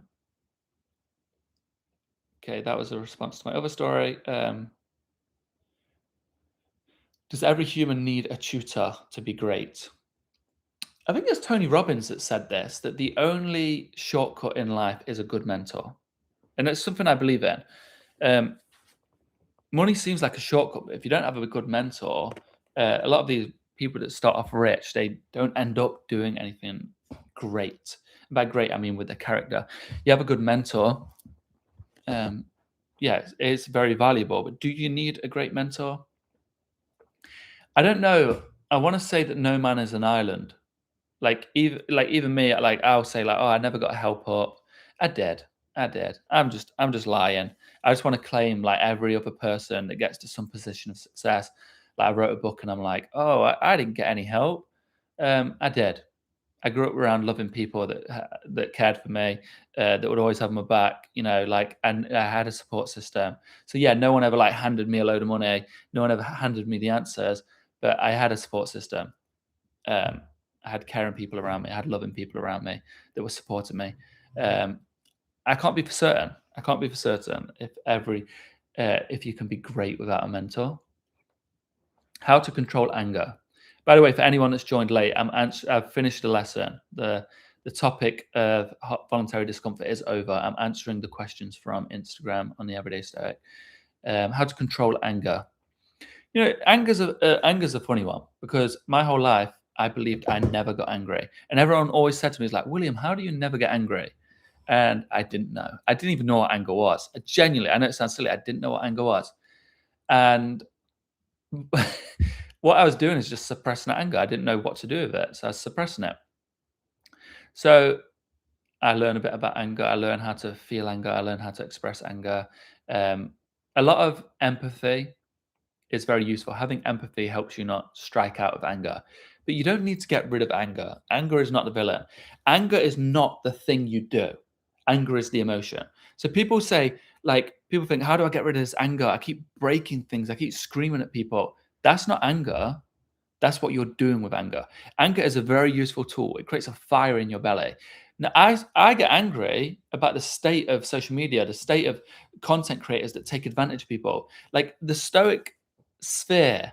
I don't know if anyone knows this. This is like it's not something I talk about, and not think something like the big Stoic creators talk about. Or maybe they do, but there's some great creators. There's some great influencers in Stoicism. There really are. Some of the greatest people I know and some of the greatest people I talk to teach Stoicism. But the majority of Stoicism is just AI accounts, or they're owned by one person that will open like 10 Instagram accounts and they just steal all the content. They steal my content. They steal it from Ryan Holiday. They steal it from Donald Robertson. They steal it from William B. Irvine. They steal it from all these people. And which isn't bad in itself. Like if someone like my content always gets taken, and I'm happy that it's getting shared to more people. What I hate, and this is what makes me mad, is when they're teaching about temperance, they're teaching about lust, they're teaching about you know moderation, and then they get all these millions of followers from sharing my content or Ryan Holiday's or Donald Robinson's about temperance, about lust, about being a good person, and then they start sharing content that completely goes against it as an advert. So some company, some gambling company, some alcohol company, whatever it is, offers them loads of money, and then they start selling out to these companies. So they've taken our words that are meant to help people, and they've gained their trust, and now they're selling alcohol and drugs and like not illegal drugs, but drugs and gambling. Like, I don't care if you want to drink, if you want to gamble, but my platform will never do that. I'm not. I'm trying to teach people about moderation and temperance. And why would I start pushing gambling amongst these people? It makes me mad. It makes me mad that a lot of these creators that gain a lot of people's trust, especially the trust of children. You got to think there's some content creators that have millions of kids following them, very famous content creators, and then they bring out an alcohol, they bring out a nicotine thing, they bring out a gambling app. They're selling it, they're giving it to kids. They're selling it to kids that admire them and look up to them, that were promised a better life or were promised entertainment. Now they're having gambling pushed upon them. And I'm not saying gambling's like this evil thing, but when someone you admire, if I'm coming on here saying I live by the Stoic doctrines of Marcus Aurelius, then I'm pushing gambling upon you. This is so disingenuous. Anyway, it makes me angry that these people take the doctrines of Stoicism and then start marketing gambling and alcohol and all these other stuff, worse stuff as well. Makes me mad. But that anger is good. It gives me a fire. That's why I get online all the time. I remember Adisa Bandioko, really great guy. I did a podcast with him. It goes under the name Adisa the Bishop. He's taught me jujitsu. He's taught me many things in life. But I remember when I was like, didn't want to do this. I was like, I can't. Like, why is anyone going to listen to a young guy like me? I was young, I'm 30 now, but I was young at the time. I was like, and I was getting a lot of criticism, like people saying, like, why would I listen to you? And it was like, it was infuriating me. And he says, that's exactly why you need to do it. This feeling you have of like being annoyed at the world for taking advantage of people, that's why you need to do it. You have a voice that you need to share with people. You've got a unique perspective that you could share with people that people will resonate with. You need to do it. So shout out to Adisa. Um, okay. I have a toxic coworker. He lies, speaks poorly about other people. I have to be with him 8 hours a day. Setting boundaries with him is a practice on its own. I want a new job to get rid of him. Setting boundaries is a good practice. Not being bothered by him is a good practice. Not being wrapped up in his toxicity is good practice. Like, that's teaching you a lot of things. Courage to stand up, temperance to not give in. Um, but always keep your character true. Hopefully, I don't know how the response to the job interview has gone, but don't give up on your job search. Um, First one's always the hardest. First few are always the hardest. They don't go so well. Yeah, anger is a tool. Exactly. Anger is a tool. It teaches you where your boundaries have been overstepped. So you talk then about Shana. You're talking about. I know it was Matthew who said that. And sorry, Shana, if that's not your name. Um, but yeah, you talk about setting boundaries. Anger helps you set boundaries. You're like, this person keeps stepping over, keeps being rude to people. I need this anger to set a boundary. I need this anger to stick up for the people around me. Anger is a very good tool. Anger is a very good tool. Oh, it's good to have you here. It's good to have you here, Manda. And hello. Okay, I'd like to write something, but it's hard. I want to listen to. You don't have to write. Yes, you have to. Yeah, you don't have to write, but if anything comes to mind, just put it in here and I'll answer all your questions. I am very well, thank you, Manda. Especially that I'm live streaming. Could not be better. It's one of my favorite. It's up there. My favorite things to do. Talking to you all. Um, yeah, you have to be able to stay calm even with a fire in your belly. Yeah, because like that fire is great, but you need a direction to put it. You need to know where to put it. To the ship with no direction, no wind is favorable. Um,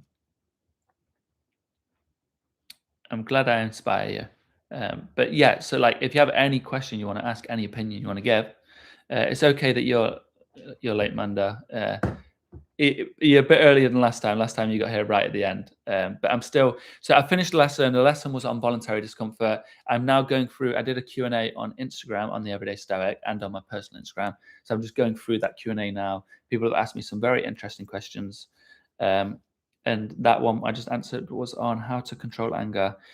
What's one question nobody ever asks you that you wish they would? Um, what's one question nobody asks me that I wish they would?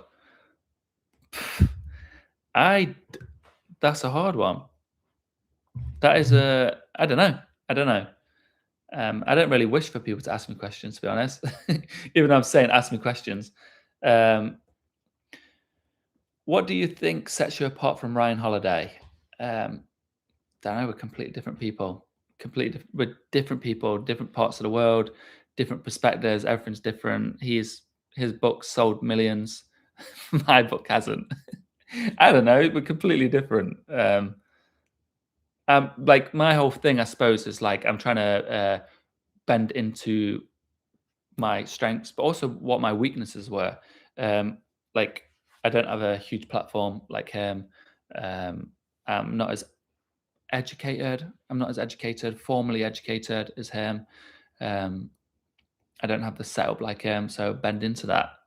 Do it in my living room on a laptop. Keep it tight knit community. Talk about these things from a everyday perspective. That's the point of the everyday stoic. It's everyday stoicism for the everyday person, because I feel like I am the everyday person. I was using stoicism when I was a building site labourer, when I was depressed and anxious. Um, okay. Um, It's keeping that fire when you're deep in the suffering. When I'm doing a long race and suffering, remind yourself why you are there is important. Yeah, I didn't know you did long races, but yeah, it's like Viktor Frankl talks about it. We need a why. We need a meaning. Um, if the why is strong, then the how is easy. If you have a why, you can bear almost anyhow. Um, I love Viktor Frankl. I've got his book right here because I asked Man's Search for Meaning, one of the greatest books ever written. Okay.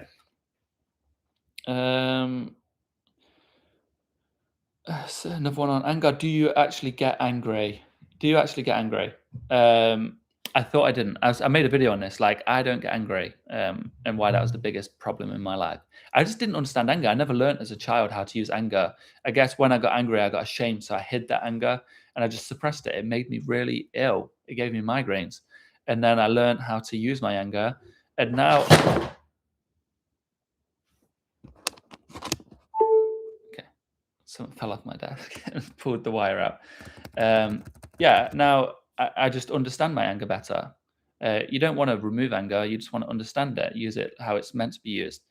Just like all the emotions, they're there because this hardware needs to be used correctly if we want to live better. Have you ever had a broken heart? Of course, of course. Of course I have. I think we probably all have. I've had a broken heart. It's you learn a lot from mending a broken heart, from picking the pieces back up and gluing it back together. Can you learn to be confident? Yeah, I think I'm not like trying to brag. I just want to give like context. I think I'm a very good example of that you can become confident because if you knew me a long time ago, my anxiety, my social anxiety, my confidence, I mean, my confidence was none and my social anxiety was high, huge. I spoke at the start about this and I think I wrote about this in my book is like I would struggle to leave the house to go to the shops. I'd struggle to walk to work. I'd struggle to get to work. I remember I'm sure I wrote about this in the book, having an anxiety attack outside of a shop. I wanted to go in there to buy some stuff and I just couldn't get in the shop. And my confidence was so bad. Like I couldn't do anything like this.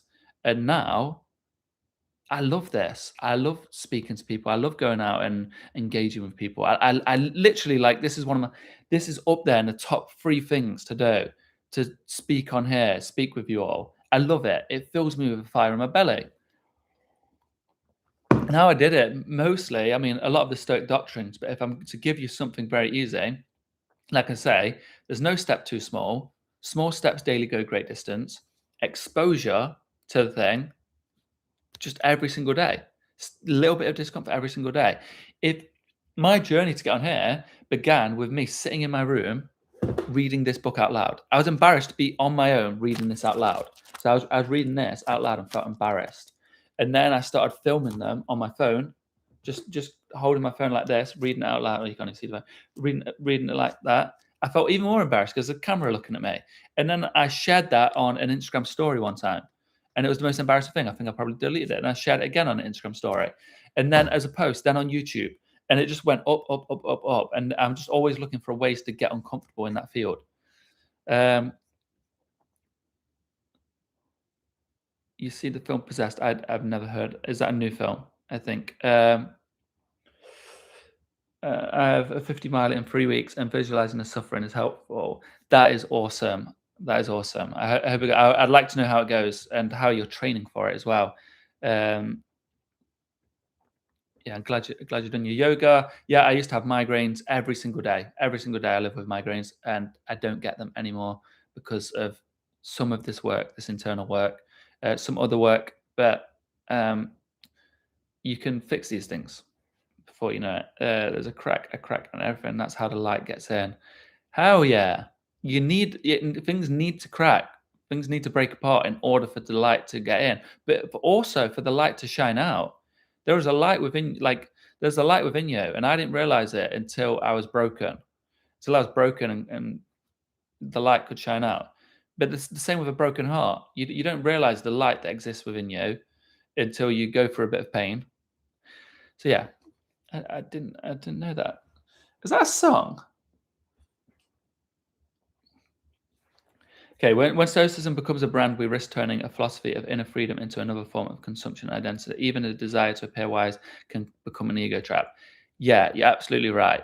And can you imagine me, right? This guy that has spent years trying to learn to articulate himself, trying to learn to communicate and to build a brand. I've faced all these traps. I've gone through every single trap. I think my first stream back was me basically saying like, I built this channel, started getting millions of views, hundreds of thousands of followers, and I just fell right into a trap. And that's why I stopped filming. My first book became a trap for me. I got offered to do a full series, a collection of books. I fell right into the trap of like, let's make loads of books. Let's be a really successful author. Let's have the big channel with millions of viewers and millions of followers. And I fell for the trap. I fell for the trap. So me live streaming was me trying to get back out of the trap, I suppose. It's always good to have you here, Amanda. Okay, next question. How much do you actually follow what you post?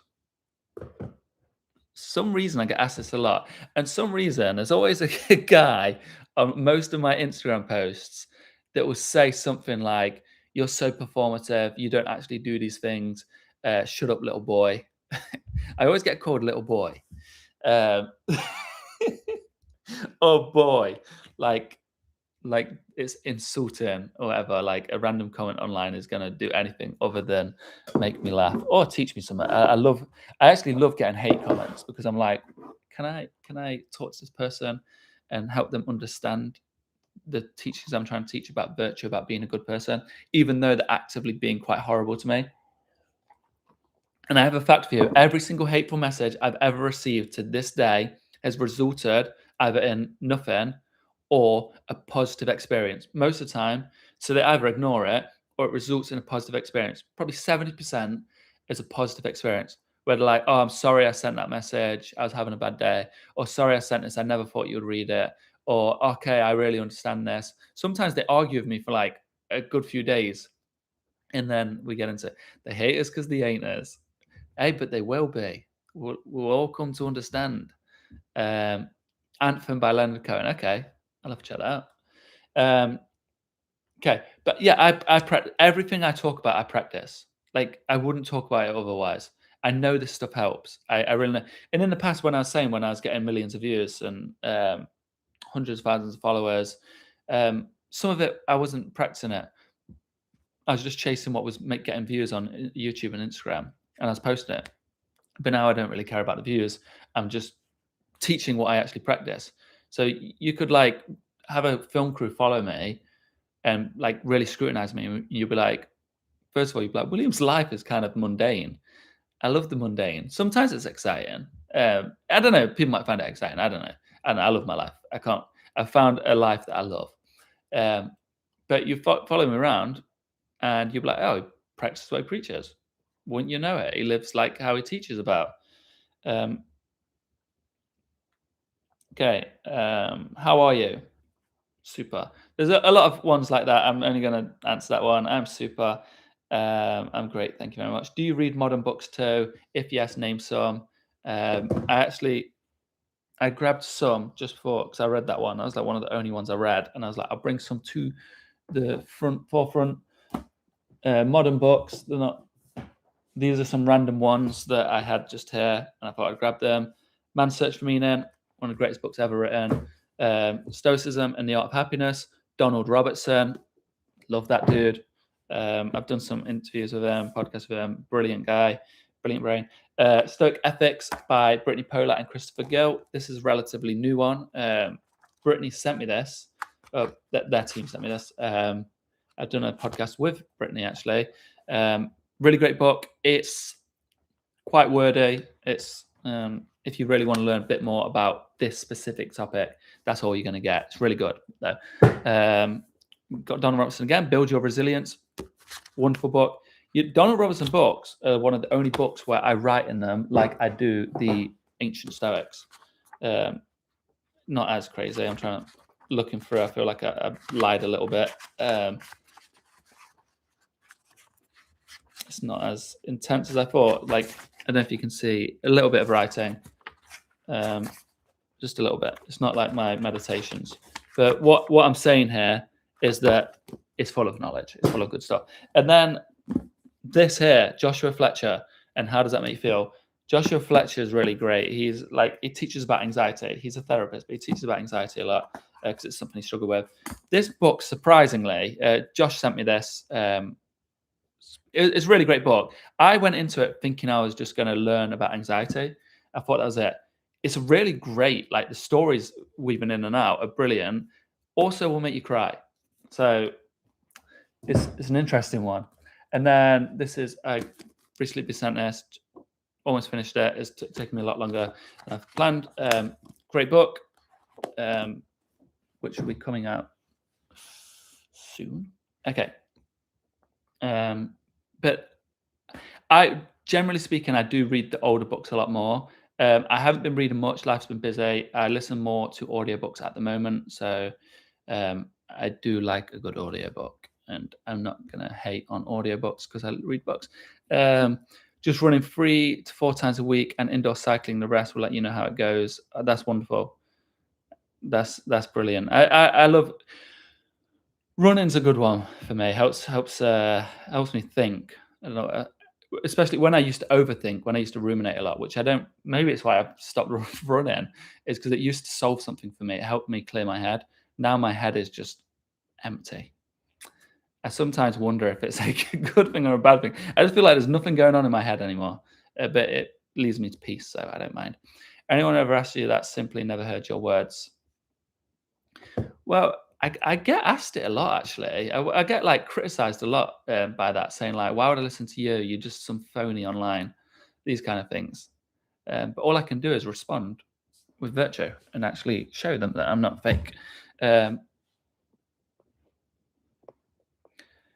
yeah, you know what, Matthew? There's so many. I was thinking about this. If I could do a live stream on a certain book, and I mean, one I was going to do is meditations. I was going to do book by book, completely break it down, because I know I always show this, but it's like I've got so many notes that I could just talk about it for hours, and I thought I could talk about each book, each stream, but I don't even know if a stream is enough to go through one book.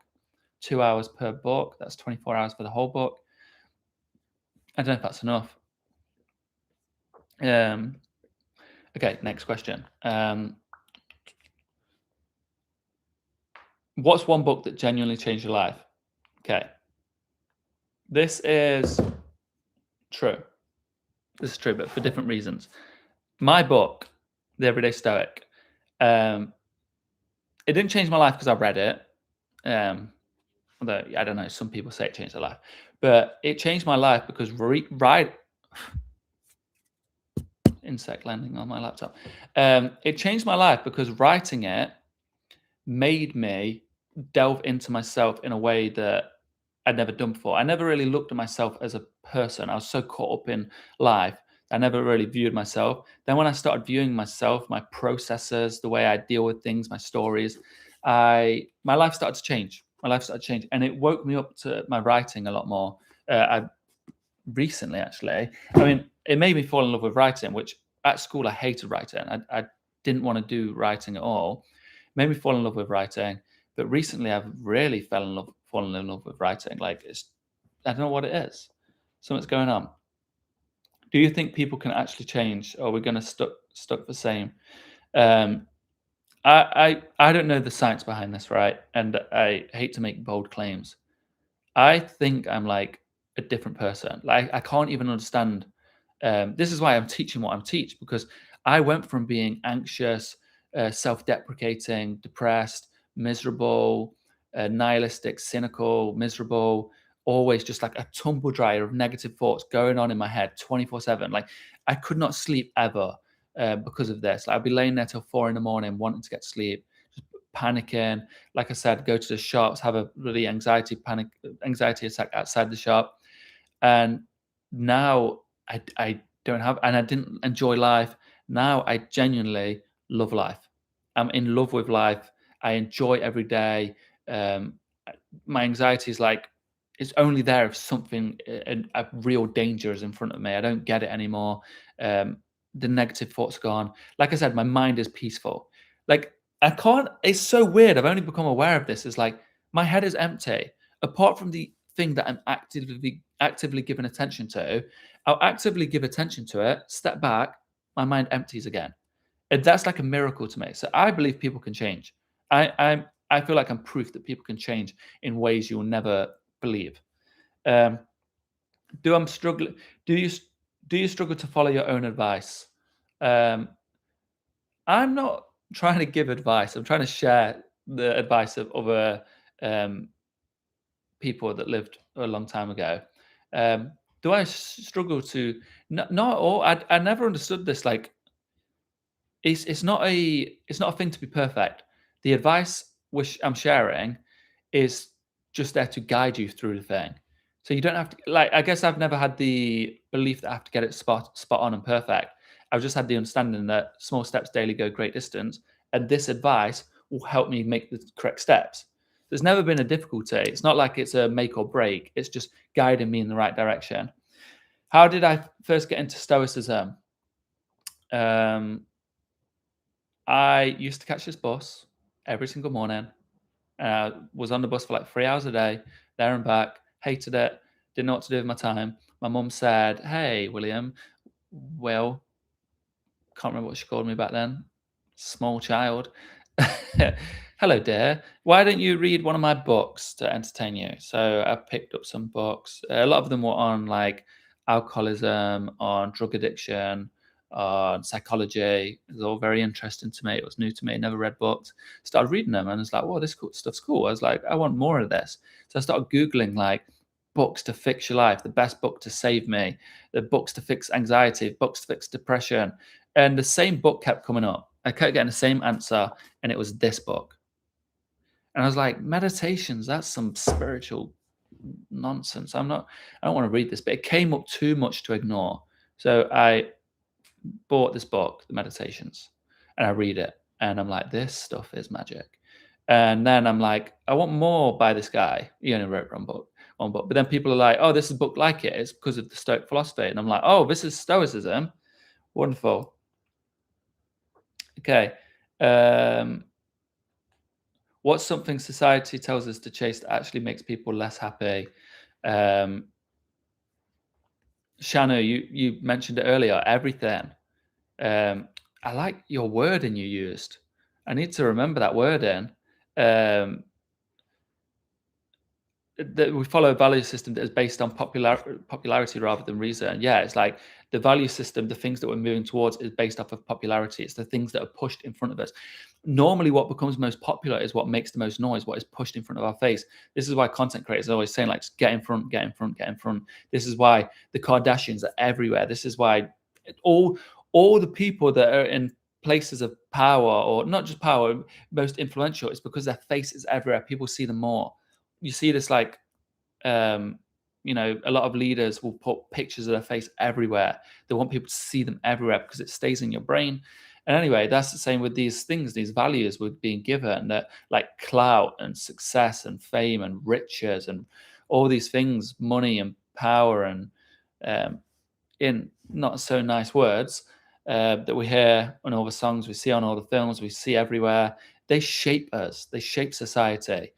Like you watch any film, like I won't get into this too much, but it's shaping our value system in the worst possible way. So pretty much all of them. They don't actually make you happy. They just, for a moment, fill that little void, and they make the void bigger. It's like a shovel. You put the shovel in the hole, and you're like, "Whoa, something's in there to fill me." Then it takes out even more. I just came up with that analogy. I kind of like it. Kind of like it. Um, Where are we? I lent my book to your no. I lent your book to my therapist. That would be weird if someone lent her book to my therapist. I lent your book to my therapist 5 months ago and still haven't gotten it back. What should I do?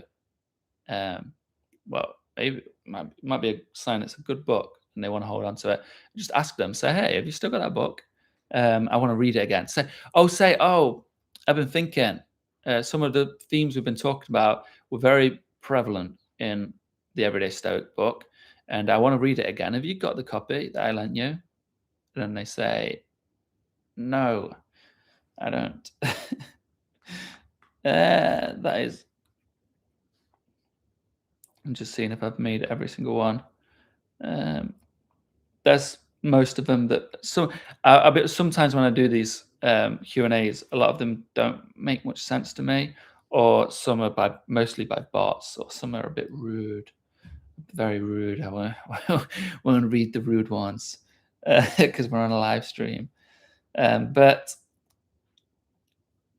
just seeing if we've got them all. Okay, that's all of them. So that's the lesson over. That's all the Q&A done. And I've got back to everyone. I think, yeah, meditation is perfect. And I'm glad you like my book. Yeah, so that was today's topic. What was it on? Voluntary discomforts. Hopefully that one was helpful for you. I don't always give homework. I do secretly. I give homework. I don't mean to. It's just because some of you ask for it. But try one of the voluntary discomforts and let me know. I'll be live tomorrow. Oh yeah, everyone that's here on a Wednesday, usually. Again, same time tomorrow. It's a new thing. I'm doing it. So I'll be here live tomorrow. And I know I keep promising about fixing the audio quality and the light setup. It's going quite well. And I realized there's more to setting the sound up than I thought. I need like a little system next to me. And I'm working off of my kitchen, my dining room table. And I don't know where it's all going to fit, honestly. So yeah, I do want to improve the sound quality and the lighting. Not really bothered about the camera. The laptop works so much. I just read someone's message. I've noticed I keep doing that as well when I'm talking. I read a message and repeat the message. You might have noticed I'm doing that. It's something I've got to learn. I give props to these streamers where they're getting like thousands of messages a minute, and somehow they're reading it and talking and interacting. It's impressive. Yeah, so that was today's lesson on voluntary discomfort. If you're going to do the practices, let me know. And I'll be live tomorrow, same time tomorrow.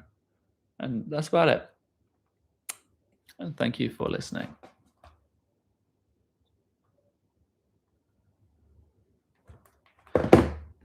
Bye-bye. And thank you. Peace.